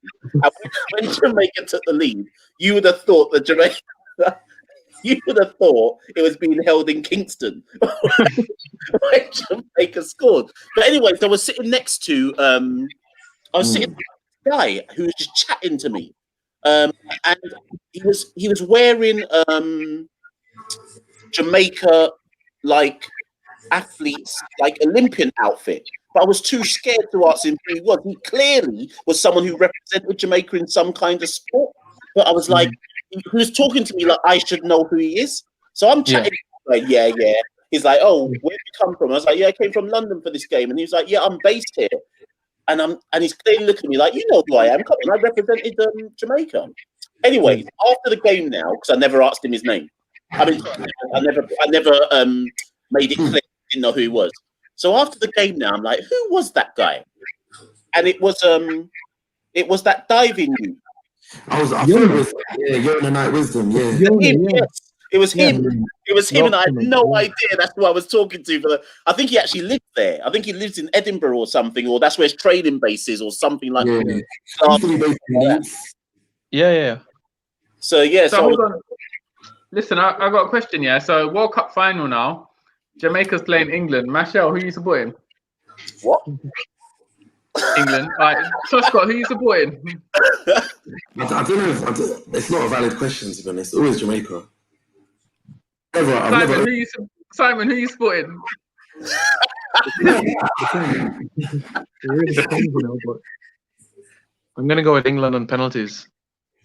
Oh, see? Oh. Wait, what? Last time England played Jamaica, won it 6-0. Yeah, Peter Crouch on the robot. Remember that? 2006. I didn't go to the game because I didn't want to see. I knew what was going to happen, so I was like, nah, I'm not even subjecting myself to this one. Yeah.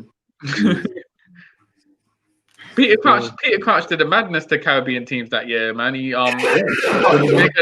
World Cup he pulled on, was it Sancho's dreads? Pulled on his dreads to head it in, boy. Then he done the robot in front of his face, you know. Yeah. I think so. Wait, what World Cup was that? Was that 2006? Yeah. Wait, so was that the last Caribbean team to qualify? Yeah, it was. Boy, long, boy. 14 years. Wow. Yeah. I think, like Simon said on Twitter, I think 2026 will be the next time we see a Caribbean side, just because it's expanded. I think this year is going to be a tough ask for Jamaica to get through the CONCACAF kind of setup.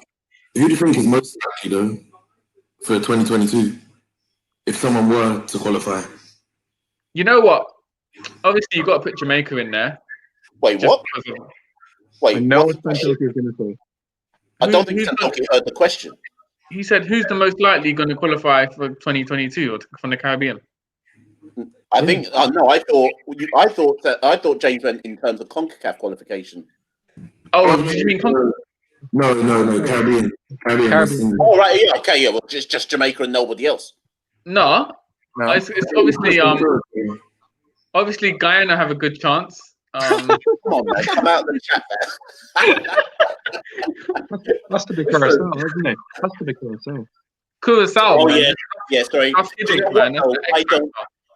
I always forget that they're in the Caribbean. You know. Yeah. Okay. Yeah, they've got to be thrown in there. But if the wider question is of CONCACAF qualification, so it's 3.5 teams, and Mexico is definitely one. Yeah. So it's actually 2.5 teams. No, so, USA is definitely one as well. I'm not so. I don't rate USA as much as. Listen, the days of the rest of CONCACAF being afraid of playing America, those days are over. But I just don't think they'll miss out on qualification again. In fairness, yeah. So I think it'll be Mexico, USA, and then between Canada, Costa Rica, Honduras. Like, those are really But Canada actually have to go through the same process as Guyana, you know. They yeah. do. So But- it's conceivable they don't even make it to the final 10. They would have to play Haiti in the second round. Oh, is that Yeah. already? Is that how it goes already? Well, assuming that they took the group, yeah, it would be Haiti, Canada, yeah. Listen, do you remember when Jamaica had to go Haiti? Was it Jamaica? Yeah. Was it a 1 or did we lose? I can't even remember. It was 1-0, yeah, 2016. Yeah, it was a madness, you know. It's not easy to play Haiti in Haiti, you know. No, Boy, I swear Haiti, they lost or they drew with Spain or Italy. They played Spain and Italy, and I feel like they drew 1 and they lost 2-1 to the other in friendlies. This was a couple of years ago. was And it they- Italy? Yeah, they need to make the semi-final or the quarters of the Gold Cup. No, the Gold. Oh, Gold Cup, yeah. Semi-finals, yeah. Yeah. Basically, what has happened in the last 3 years in CONCACAF is that I'm not going to call the middle nations, the gap between them and the States has got like that. So now, whereas before Jamaica could be the dominant Caribbean nation, and that would basically guarantee, okay, we're in one of 5 countries who've got a chance.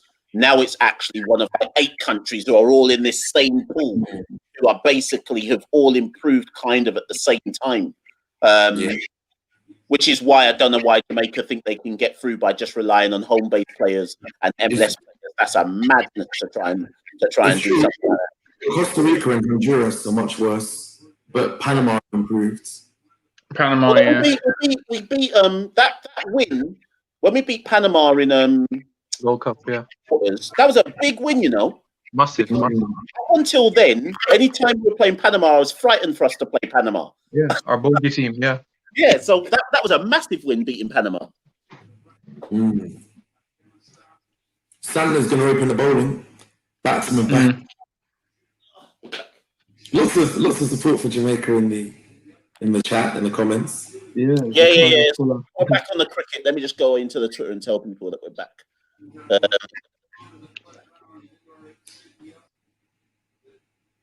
One sec. Wait, how much do we need? 150 to win? Yeah. Yeah. I think there's going to be fireworks on Phillips or Blackwood. I don't know against Santa though, because he's got torn so far, and he's Santner will know Phillips quite well as well, I'd imagine. Both teams from New Zealand. Yeah. Guys, I'll catch up with you in a bit, yeah? Just going to have something to eat and come back. All right. Okay. a bit. And then there were 3. So Chatil, sorry, you asked that question earlier on and I didn't answer it. Bagassar, he's been in and out recently in first class cricket. I've been surprised to see him bowl so well, funnily enough, in 2020 cricket. So maybe this is a bit of a resurgence for him. So yeah, and Aaron. In fact, Aaron, I'm going to bring you on, you know, or are you doing your own thing? Carter Care's good. Catching opportunity from literally the first ball. This is going to be a madness. See, it's one of those, one of those catches that you don't really see it as a drop catch because it was quite a difficult opportunity, but it was there. It might have fallen slightly short. I think it was Rita who dropped it. All right, guys, end of this over. I'm going to need to jump out, yeah? Got that 9 a.m. work start in the morning. As much as I'd love to see Jamaica collapse. Something in the morning. What am I doing? Oh, shit, I have a conference. Let me see what time that conference is. Machel out here risking it all for the cricket, you know. I thought we could get on to some Zoom conference. Let me just check. I don't even know when. I swear it started at 9 o'clock. Let me just check. Imagine Machel going to these high-level conferences, yeah, just bleary-eyed, and they're asking him, "What were you doing last night?" And my guy was like, "Yeah, I was watching a bit of the cricket, like the 3 in the morning." To be fair, a good few years ago when I was commentating, this must have been when I was 15, 16, back my early days commentating in athletics, I was so shattered one day. all-nighter for the World Cup. I think it was the 50th World Cup. Yeah, did an all-nighter just to watch the first game. What you used to commentate for? Is like Vinjo Sports or something like that? Yeah, Vinco Sport, yeah. Jeez. You still commentating? Yeah. Obviously, this year, because of car, for God's sake. Sorry, Phillips is involved. Oh, Philip. Because first, I told you, man, Santa would get him. The first few deliveries were all kind of like targeted around the leg stump area, just bowling it into his feet. It's really difficult to get to left. That one, just pitched slightly outside. The big wicket. It's coming. Spun the other way. To be fair, that's very similar to how you saw some of the Bajan batters get out to Lamachani and Mujib. They just swung and the ball just caught them off guard. But you'd expect better from Phillips, to be fair, as an opener. Yeah, that's a big blow for Jamaica, man. All right, guys. Well, it's been a pleasure. Hopefully, we'll do this again for another game. Yeah. But enjoy the rest of the game, guys. Take it easy. Yeah, it's easy, man. And then there were two. Yeah, I also have. I feel like just seeing it. I feel like Phillips. Yeah, did it deceive him? I feel like he played inside the line a bit, but I mean, good bowling from Santner anyway. Yeah, I feel like Phillips just did not read it at all. The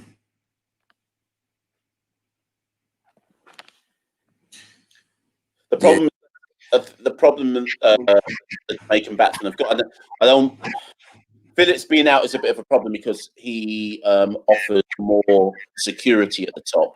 But I can understand why, certainly in the power play, their options would be let's try and hit out. They can't gain anything by trying to play out the spinners because Holder will come with Rashid, he'll come with Hayden Walsh Jr., he'll come with Santner. Then there's Ashley Nurse in the tank as well. So you have to be able to get out to at least force Holder to think about something else. I think that's what makes the CPL such a difficult competition sometimes as a batsman compared to other T20 competitions in terms of addressing the balance between batsman and bowler, because like you said, there's so many spin options in so many teams. So when we look at this particular matchup, Barbados and Jamaica, they've got so many high quality spin options. Like you said, they can't just play them out. Yeah. Not to step to them. You know, first ball from Blackwood, to Blackwood from Santner, he didn't quite catch it. He was, trying to move his feet and hit it because realizes that's what he's got to do. Holders on second over, opening of a wide. Why is the umpire grinning? So when you're playing for your cricket team, yes, what's your position? I bat like top order and I bowl leg spin. Yeah. Okay. When you say top order, as in what? In the top four? Yeah, in the top four. Like I have opened, but I think a lot of the time I'm like a number 3 or number 4. Do you play cricket? Nah. You know what? Once upon a time, but nah. What was your role when you did? Sorry? What was your role when you did? I was like a specialist Darren Sammy type. I was a specialist clapper. No, we should. Caribbean Cricket Podcast though should hold a charity match one time. It'd be good. I hadn't thought about that actually. Yeah, it would be good. A match for like a charitable cause. Maybe throw in a couple Caribbean expos into the lineup. Yeah. Because Santoki and I have been trying to come up with a list of different things to do, and actually, I hadn't thought about something like that as an option. Actually, yeah, I'll add that to the list of things. But yeah, no, I think the other reason I don't play cricket is I just don't have time. Like, you have quite a lot of time to playing cricket.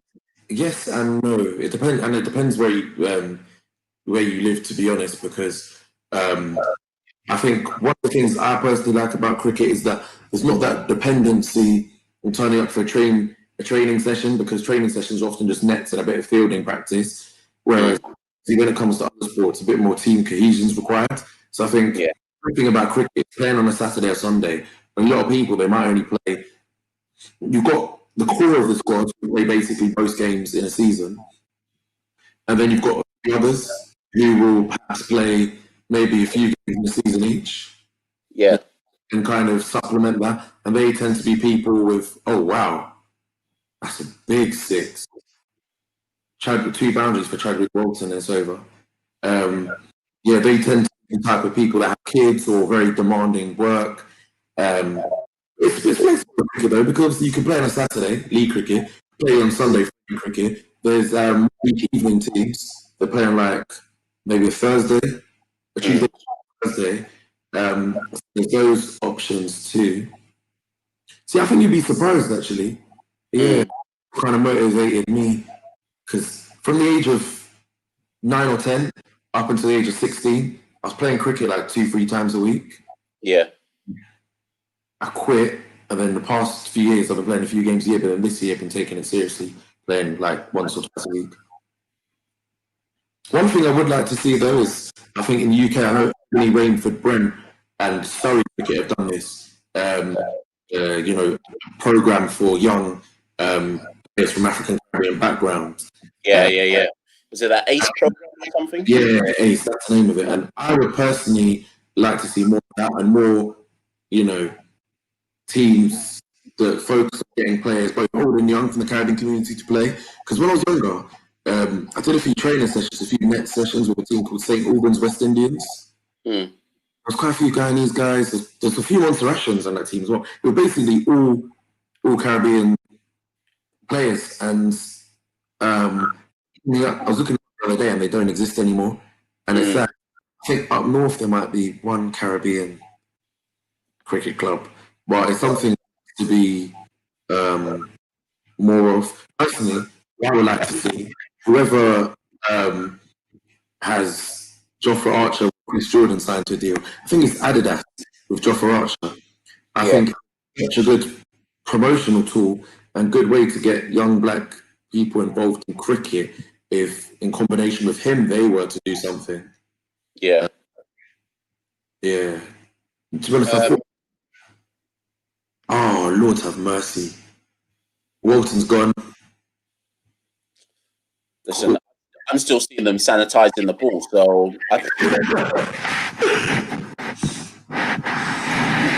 the thing about batting cricket now is that if someone drops the catch or if someone bowls a loosener, they just blame it on the hand sanitizer now.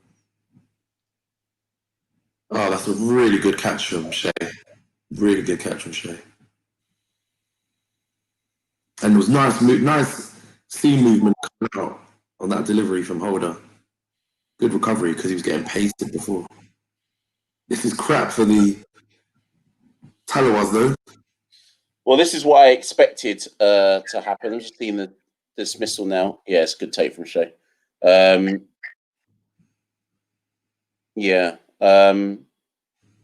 this is the thing. Now that the two openers have gone early, which is what I thought. I didn't know if the two openers would go, but I knew they'd lose early wickets. This is where you start to think, right, so they don't have Dre Russ who can come in later and rescue them. So already it's a problem. Yeah, to be honest, I don't have. Powell's come in. Yeah, he's the captain. I guess he's kind of got to. If they've brought Powell in, I'd immediately start putting spin. I bring spin on from both ends immediately. If Powell's coming.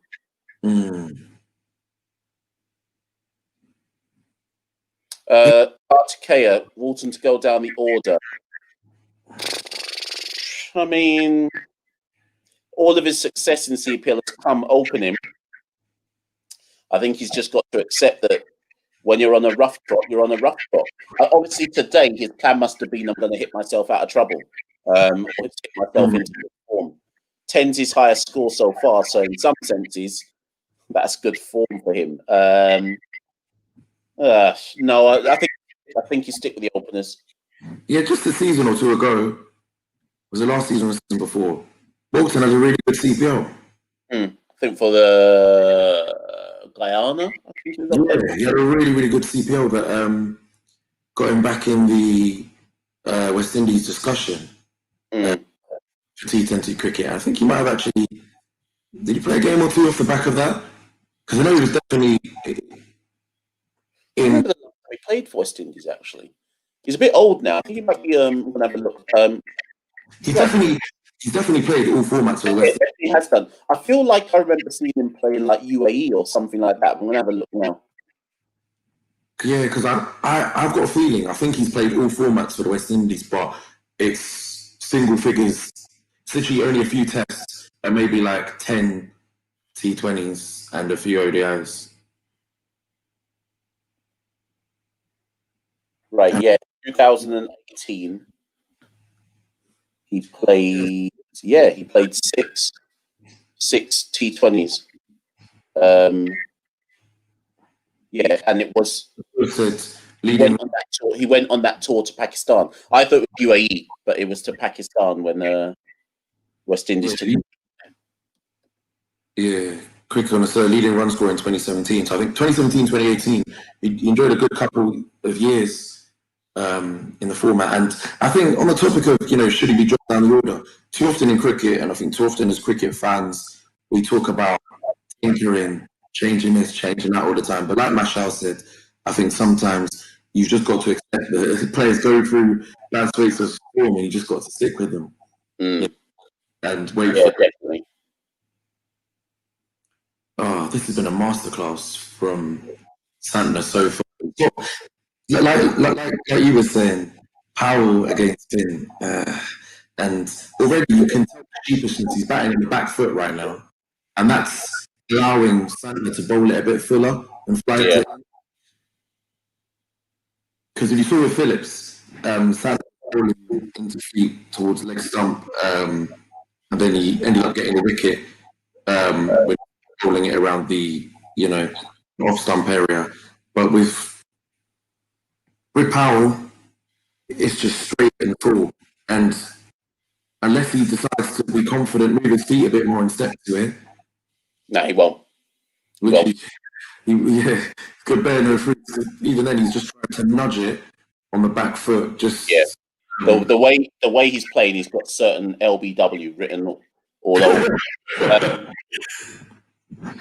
As soon as the variation comes, that's the thing. As soon as the variation comes, he's gone. Yeah. How do you think Holder's going to use Hayden Walsh Jr.? Walsh Jr. I personally, I'm a fan of him, and I think he's a good bowler. But I think both West Indies and in the CPL, I think he's slightly underwhelmed, and I think that's due to how he's been used. Yeah. I don't know what your opinion is on it. Yeah, so when he got picked for West Indies, I felt like Pollard doesn't trust him. Or maybe that's a bit harsh, but they started underusing him. And the thing with leg spin, like you've got to have faith in your bowler.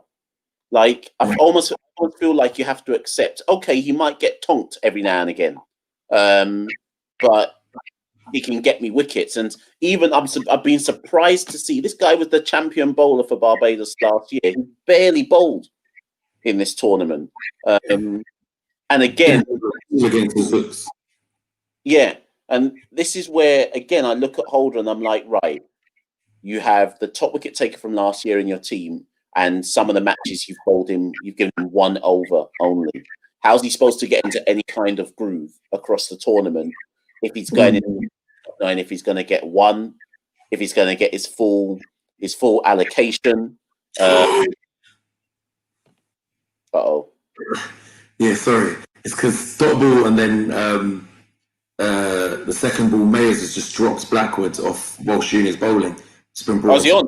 So I'm just seeing Walsh Junior come on right now after all my chat. Oh, that's a really bad drop. Should have been taken. But yeah, sorry, continue with what you're saying. I'm just going to watch it first, see what. I just think that, and it's good to see that Holder's brought him on now. Like, give him his full allocation.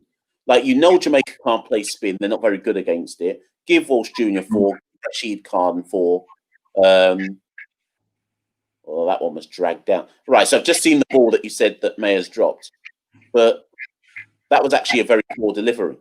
He tried the quicker delivery. I think it bounced probably a bit too much for his liking. Because here in the fourth ball, he's again tried a slightly quicker delivery, but I think the line, it was ever so slightly fuller. Because you can't be, if you're a spin ball, like you said, Michelle, if you're a spinner, particularly leg spinner, you've got to expect that people in T20 cricket are going to step up to you and try and hit you, particularly leg spin. And I think as a captain, you've got to learn to accept that and your tongue when that occurs. As often, those are the types of deliveries that garner the most wickets for spin bowlers in this format of the game. Because like you said, it was a bad delivery. Yeah, it almost garnered a wicket.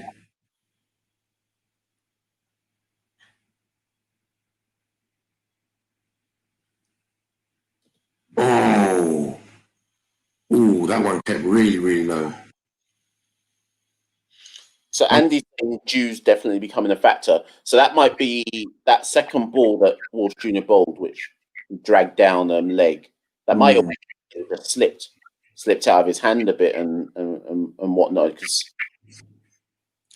Yeah, definitely. And I think when it comes to how the ball plays on the surface, with that one keeping low right there, you can see the ball kind of keep low, slide. It just be a slider. Yeah, Wolfman Powell is just, honestly, it's like me on the floor in one of Shoreditch's many clubs. Just feet work all over the place. Bamboozled. And the joke is, I think I was saying this to Clark Kerr the other day, that like Robin Powell, when he went to Bangladesh, India at the end of, I think, 2018, and they named him captain for the, I think, ODI section of tour, because Basin Holder was injured, whatever. And I've never seen somebody look so out of their depth against spin. And now the joke is that what you're seeing from Powell now, he still looks out of his depth, but this is better than what I saw him like 2 years ago. And still completely out of his depth.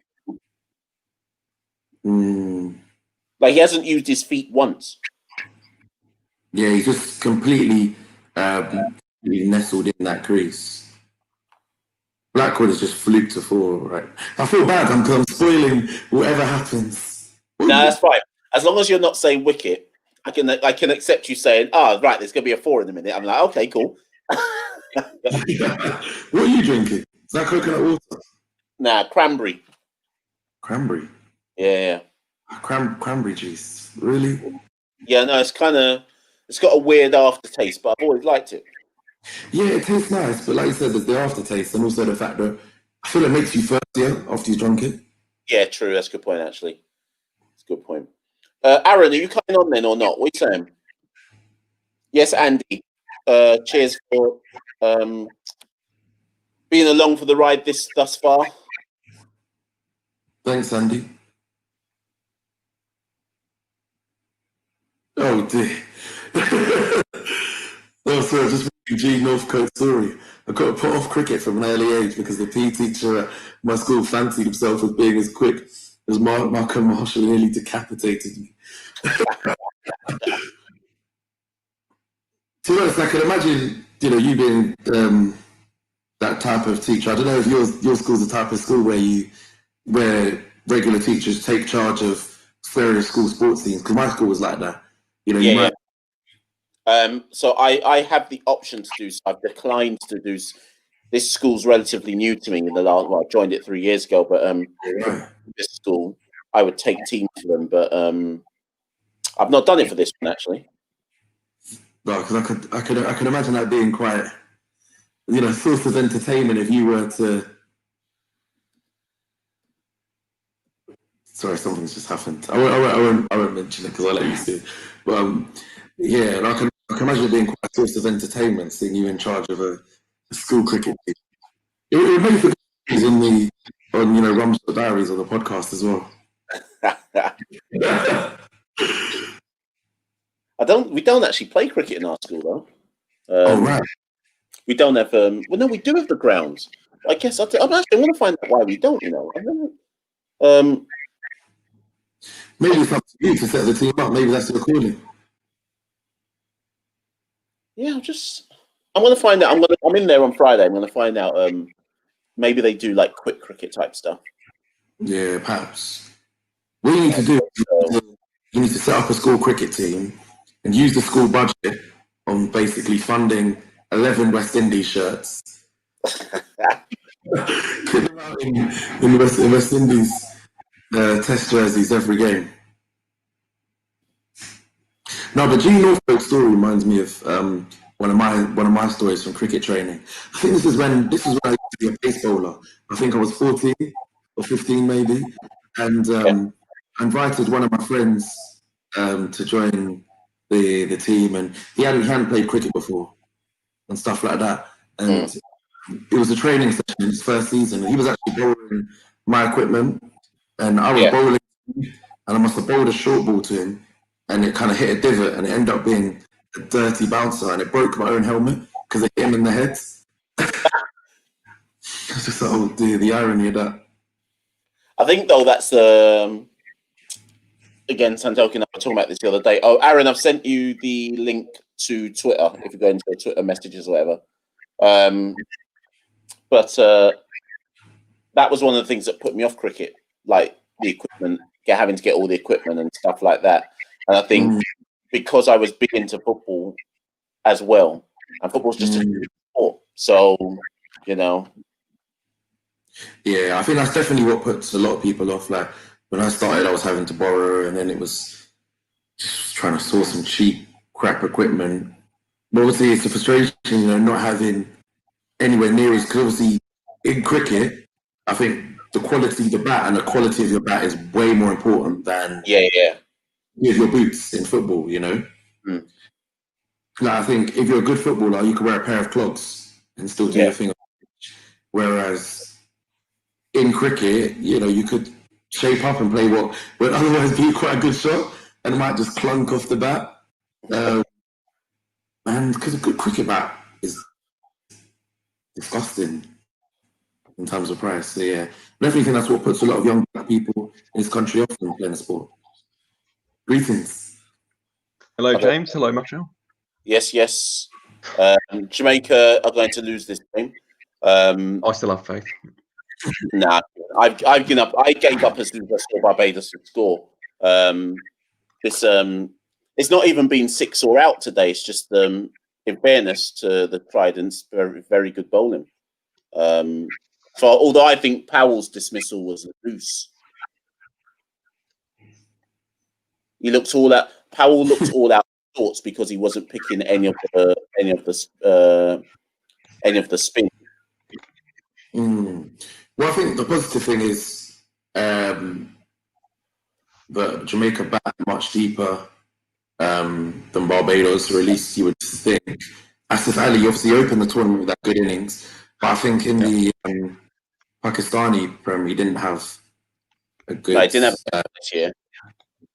Yeah, so I don't really have much confidence with him at the crease, and obviously Bonner is more of a red ball player. His strike rate's not really much, but maybe that can offer some stability. Blackwood stays in. If Blackwood gets firing, then you'd happily have someone who can just keep it ticking. I don't know, Adam. What do you think? Yeah, Aaron. Actually, yeah, you can. What do you say about the state of play? Still confident. I watched just, what was it, 2018, 49 for 5, Dre Rust, 121. I know he's not playing today, but yeah, Asif Ali, I think he'll get some runs.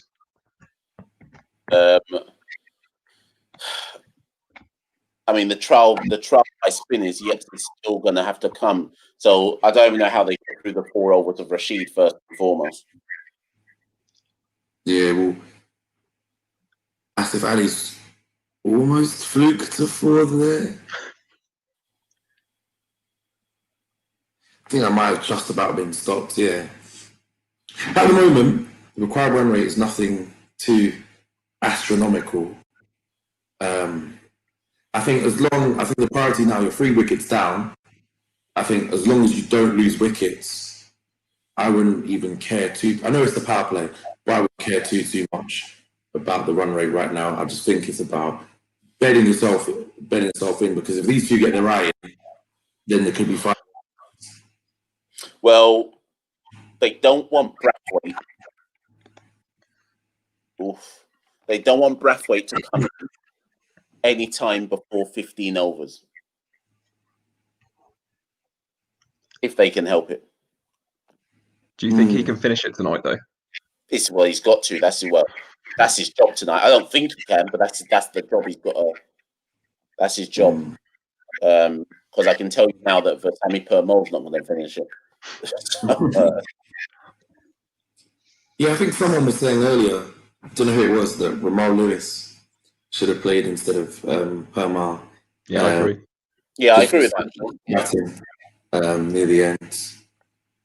And I think, yeah, I would have to agree too. But how many overs did Permo even get? Was it 2? Did he even bowl his allocation?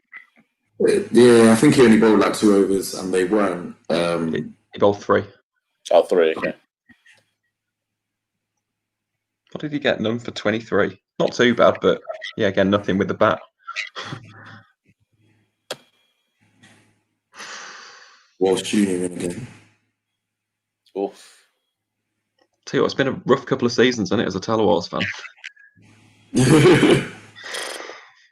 I mean, like I say, the aim should be to try and sneak into the semis. If they can do that, they've had a good season. But it's not going to be easy.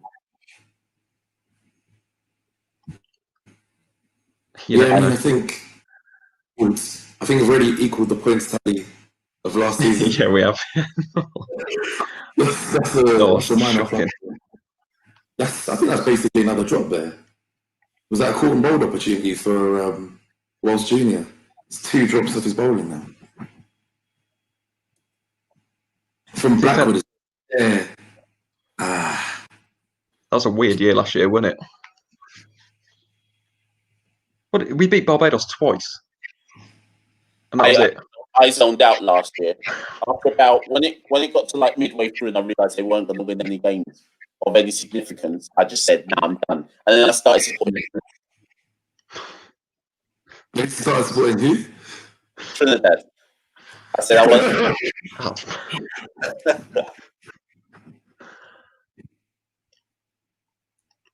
Okay, I've only just seen the drop chance. I think that's I'm not going to call that a drop. That's a sharp. Although for a field as good as Hayden, he'd probably think he should take that in fairness. Yeah.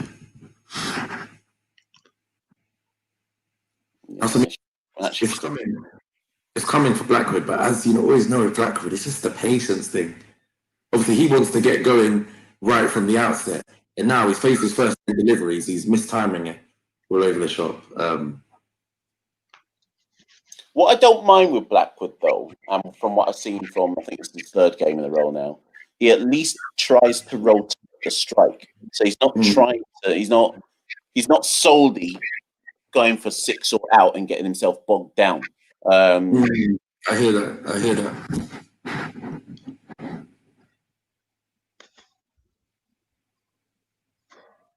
Oh my days.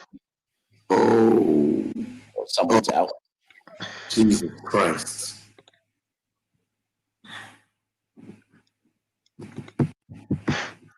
At least I might get to go to bed early. Did you find out what time your conference is? Yeah, it's 9 o'clock. So I'm already at a point where I'm like, you know what, Jamaica, just collapse to 50 all out, and I'm fine with that. No, just wait for me to bring the flag out. When I bring the flag out, that's when things will start to happen. How can we support Jamaica Tallawahs, Aaron? And where are you from? So I'm from Warwickshire. So Ian Bell's county. Okay.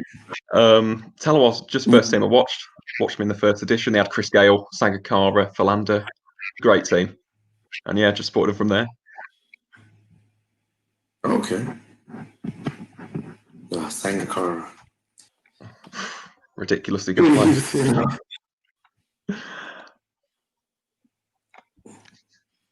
So I've just Asif Ali's dismissal. That's shocking, to be honest.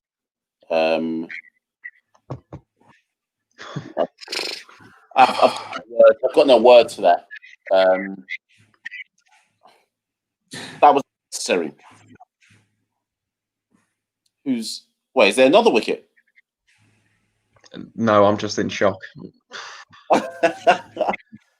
Just to think we were champions 4 years ago. How time flies. My goodness. Oh well, keep positive. Keep positive. No. Is it Bonner who's coming next?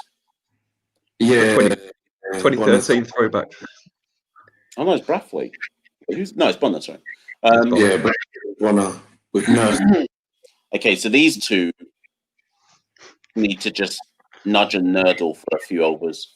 The priority right now should be not getting out.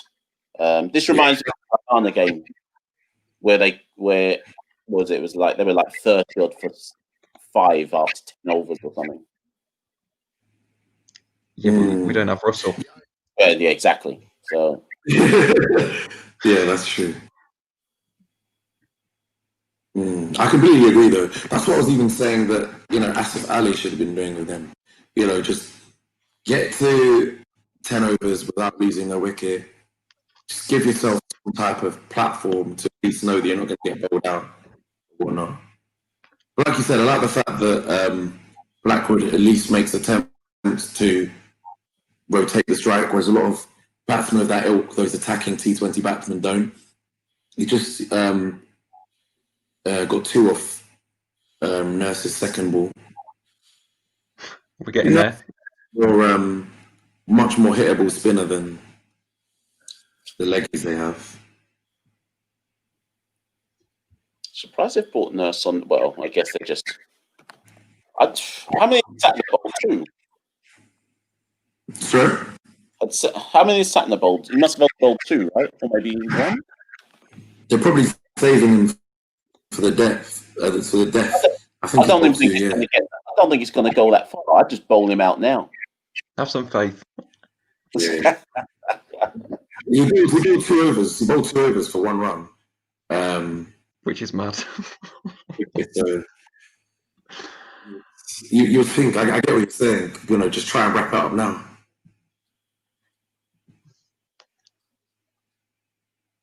But Holder doesn't even need to come back.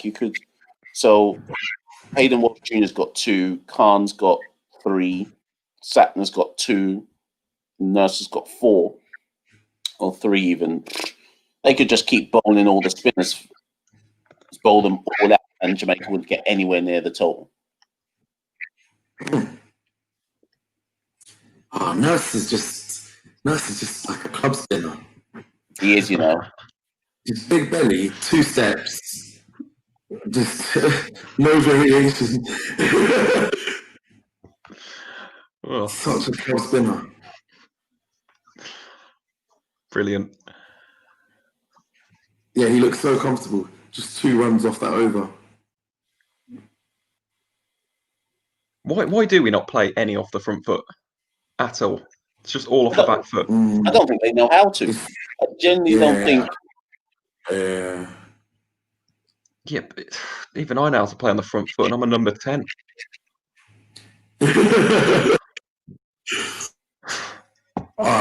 I'm all facing spin, so.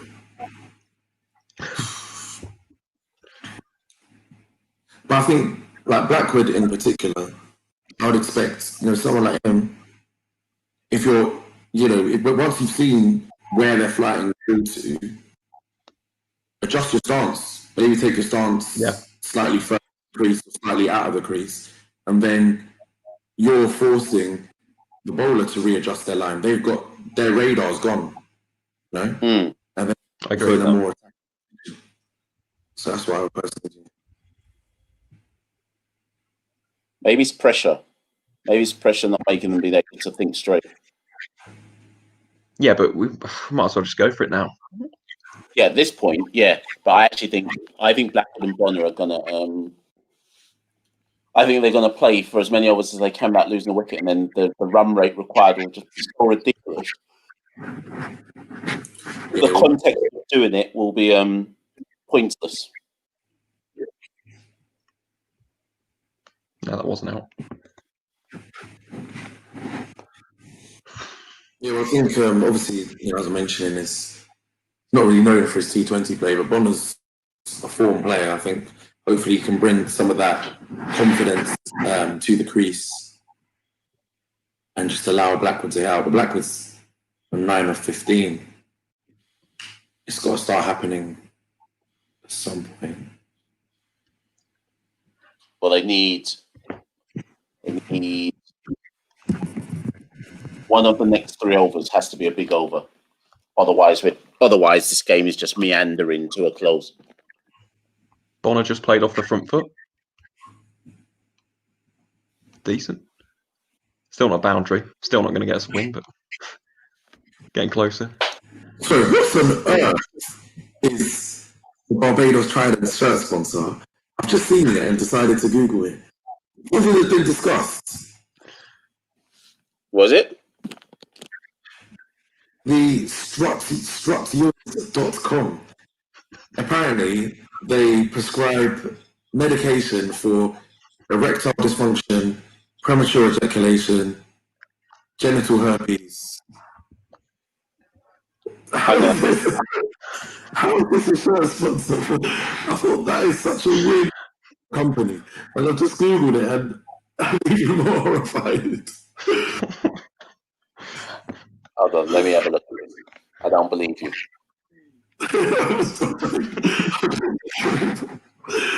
Oh dear. Well, I hope the players don't get freebies, otherwise it might be a distraction from the on-field play. That is a shocking sponsor. Is it Strut? Yes, Strut within STRUT, yours. Structyours.com. Oh, 1T. Right, 1 second.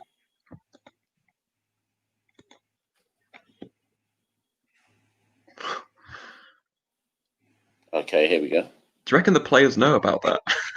Yeah, they don't even know what to do on the shirts. Oh my god, just look at the worm on there. Oh, jeez. Yeah, way behind the curve. 3.67 and over. Oh.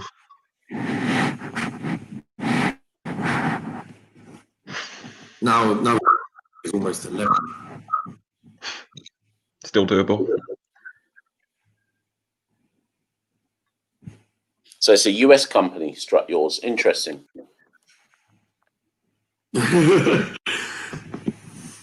He's not saying much because he's about to order some treatment himself. I was trying to get my head round. I was looking at it, just trying to get my head round. When that company decided that they wanted to put the money forward for it, how many people would have done what you did and was like, I wonder what that is? And actually bothered to search it up to work out what that I've never thought, of like looking at shirt sponsorships and just going, yeah, let me look it up. So I'm intrigued to know how many people would look it up and who would look at that and go, I wonder what Strut Yours means. And then they instantly regretted it. Yeah, exactly.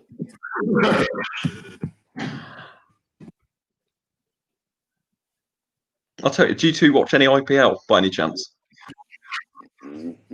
Only if I don't search it out, but if I happen to come across it on, then I'll watch it.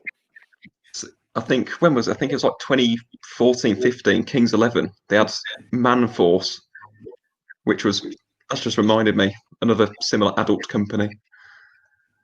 Yeah.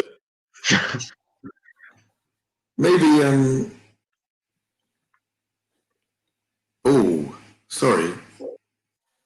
When they threw the ball in for the boundary just then, could see the splash, from the dew on the pitch. Normally due up the batting side. That's really bad. I call the game off. Dangerous playing conditions. Give both teams points. Yeah, I'd accept that. So Blade 88, why has CPL been so low scoring? Well, so they're all at the same venue, so I don't think that helps. If it was a tournament like it would normally be, where you're traveling around the region, then maybe you wouldn't see such low scores, and it's in Trinidad. And yeah, like I say, the pitches are being used regularly, so it is what it is. I just saw that splash, James. I thought you were joking. I just saw that. Mm.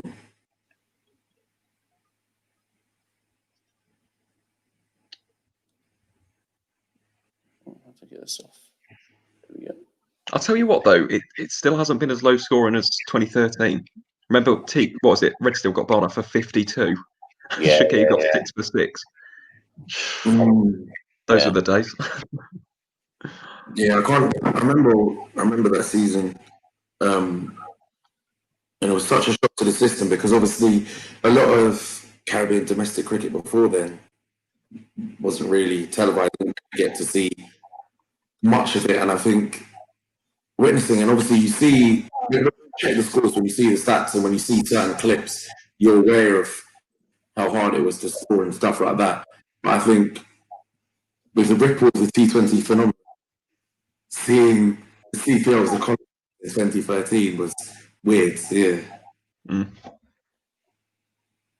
This must be the third person that's asked about Dre Ross going to TKR next season and then being unstoppable.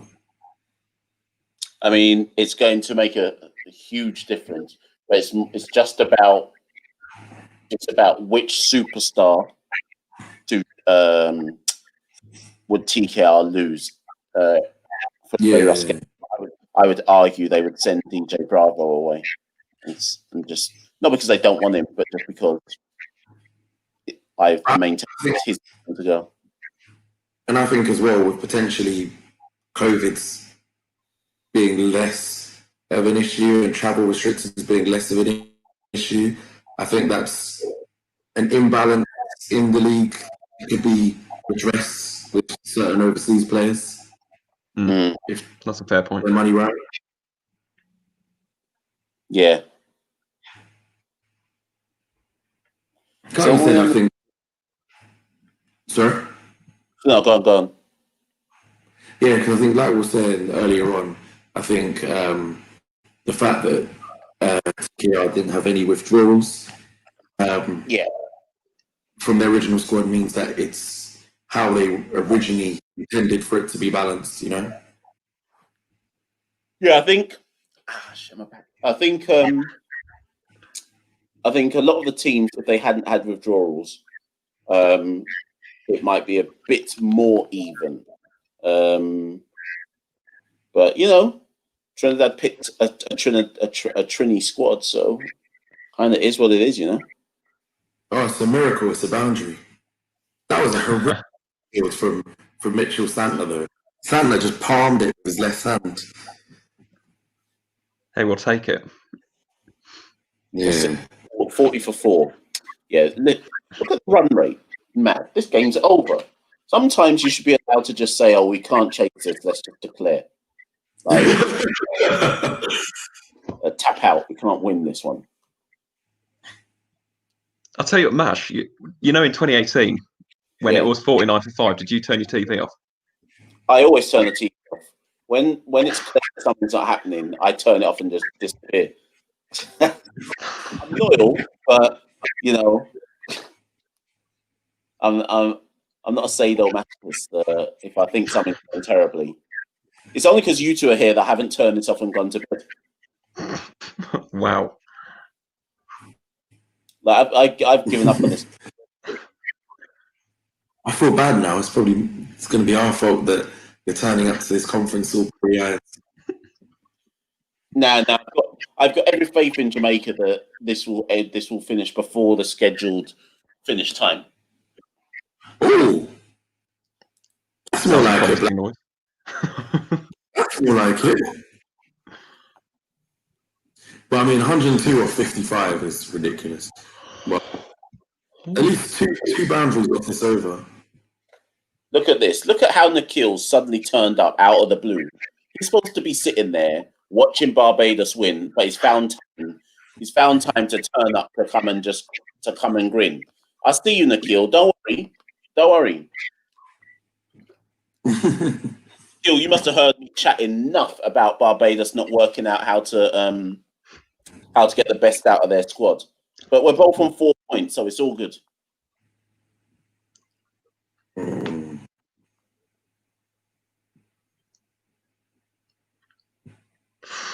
What Blackwood has done, though, is he's probably guaranteed himself another CPL contract next year. Like, I'm not saying he's played amazing, but he's done enough in his short little cameos to remind people that he exists in a T20 context. Yeah, I think to a lot of people it brings natural for the game. Obviously, I like, as a West Indies fan, the fact that he's determined to be in that test squad and prove himself in that arena. And it's something he's been quite outspoken on. So it's balancing the two things. I wonder if he himself back into the Walsh has played all his overs now, Walsh Jr., which is annoying because that was his last over. Blackwood was obviously starting to finally read him and finally enjoy playing against him. And that was that the attack. I mean, for what? So Hayden got 1 for 17 or 4. That's good. And I'm glad that Jason has given Hayden a full compliment today. That's what he should be doing. Maybe decided before the game that no matter what Hayden's got to bowl is for. If I missed something, if something happened. No, I'm just contemplating things, to be honest. It's not looking great. Right, so they don't even return to Mayers or Reefer or that lot. I'd carry on bowling spin. I don't see why you'd turn to your spinners. Spinners are clearly strangling as predicted to make them. So yeah, like you said, I think they should just bowl them. I'd bowl them all out, and then that would leave. So we got 2, 3, 5, 7. If they bowl all the spinners out, there'd only be 2 overs left of pace to go. There's no way the Tallawahs can be anywhere close by the time That's why, I mean, I guess it kind of adds more weight to what you were saying, that Sandler should have just bowled history, because obviously if you bring in some of the seamers midway through this onslaught of spin, and that gives the Jamaica Tallawahs batsmen more confidence and allows them to develop them, then that's an error, and that's poor captaincy. 4 there from Bonner, though, off Rashid. We're getting there. 94 or 50. Slightly better.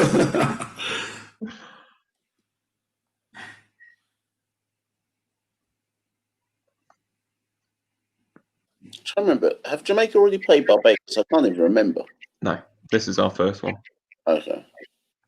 We played St. Lucia, Trinbago, and Ghana twice. Yes, of course, yeah. Tell you what, the St. Kitts game is going to be an interesting one, isn't it? Yeah, that's when the thing is, I was worried when I saw them beat Barbados, because all along I've been banking on Jamaica playing St. Kitts to pick up 4 points, and then that would get us into the semis. But I could conceivably see us lose. No, in fact, actually, no, because St. Kitts don't have any spinners. So, actually, we might be fine against them.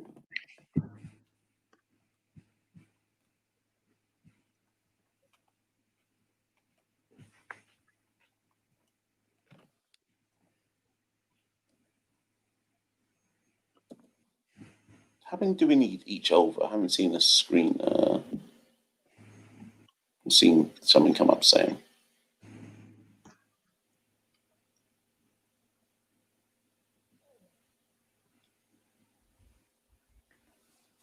It's not quite 12 yet. I don't think it's not quite 12. Is it 12? No. 10 off the over, and so they got 10 off that over. I think they got 12 off the other one. Yeah, 10 and 12. That's what they need each over, basically. Game on. I'll tell you at the end of this over if it's worth thinking that. Would you want a 48? Impossible if you had Dre Russ. Got Ricky, got Carlos Brathwaite.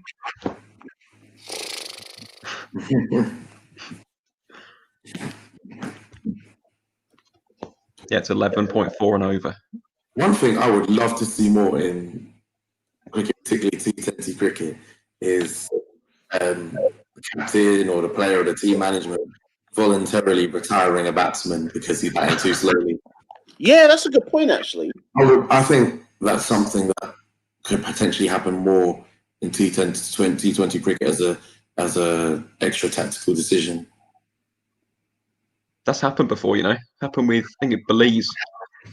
They got rid of someone who got 8 from 32. That's such an obscure stat to know. Belize. Yeah. It's the place people don't expect them to have a cricket team. Ooh, that is a brilliant shot of Santner from Blackwood. Straight 6, just step. That's what I should have been doing the whole time. Now, for the first time in this innings, Blackwood has a positive strike rate. I'll tell you what, I'm liking this partnership so far. The numbers are good. Now I just need to get the strike rate there. They've tried to stay busy, which is the most important thing.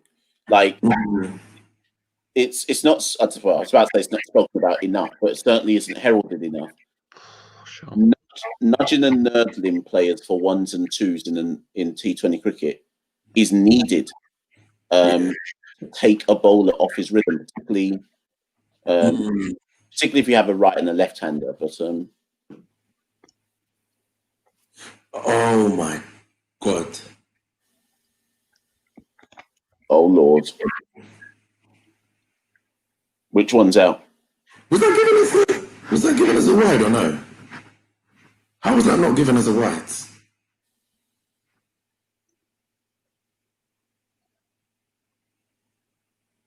I think I'm a ball behind. Oh, right. Okay. No, because Blackwood must have moved across the wicket to make space for a big shot. And then Santner just bowled it really okay. Oh, we're not. Yeah, I agree. That should have been a wide. Okay. Yeah, the game is well and truly over now. Yeah, that was a wide. Yeah, I just assumed it would be given, but it wasn't. Because not only was it pitched ridiculously wide, but then it spun even more and went basically almost off the square. You're about to see something you won't like, though. Yeah, I've just seen it. Oh, my goodness. And that went high. My goodness.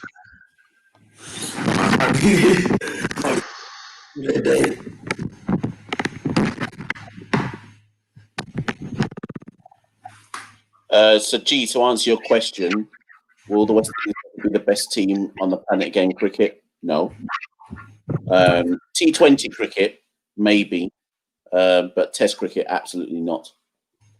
If maybe in about 50 years' time, if the ICC and the big leagues sort out their financial structure, then Yeah. it's become. Yeah, if there's ever a level playing field, ever at any point in the future, then maybe. But no is the answer to that. Yeah, I think. So, Jermaine Blackwell got 28 of 28, which in the context of 2020s is normally match losing, but given nobody else has contributed, we can allow him for that. And guys, if lose a 6th wicket before, basically I'm going to, once we lose the 6th wicket, I'm going to bed. And because I'm anticipating it happening very, very soon, I'm just giving you some warning. Yeah, I thought you were like the reason why I thought he was ready to pack it in after the 5th wicket because I think that was. Do you know what? I was going to say it, and then I thought, no, let me at least give Carlos just a tiny little chance. I would love him to do a Dre Russ here. I'd absolutely love that right now. Just quick 50 off 20. Is this my first appearance on Rum Shot Series, and this is what I've brought to the table. I thought you knew. I only agreed to do today's one because I knew what was going to happen.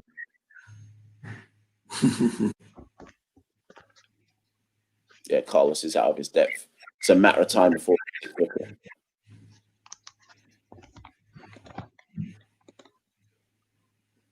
Like I said, Carlos, the punditry box, that's the commentary box, that's your calling. Yeah, exactly. He needs to just focus on that now. He should focus on trying to make Bish or Michael Holding unemployed. Went for 45 runs off his 3 overs today. I didn't even know that. Yeah, that's Armageddon.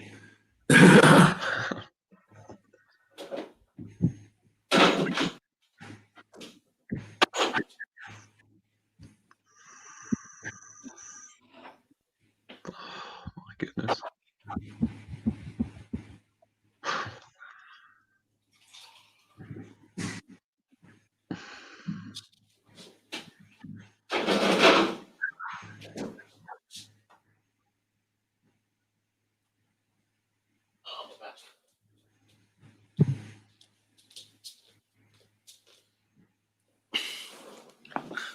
Oh, come on.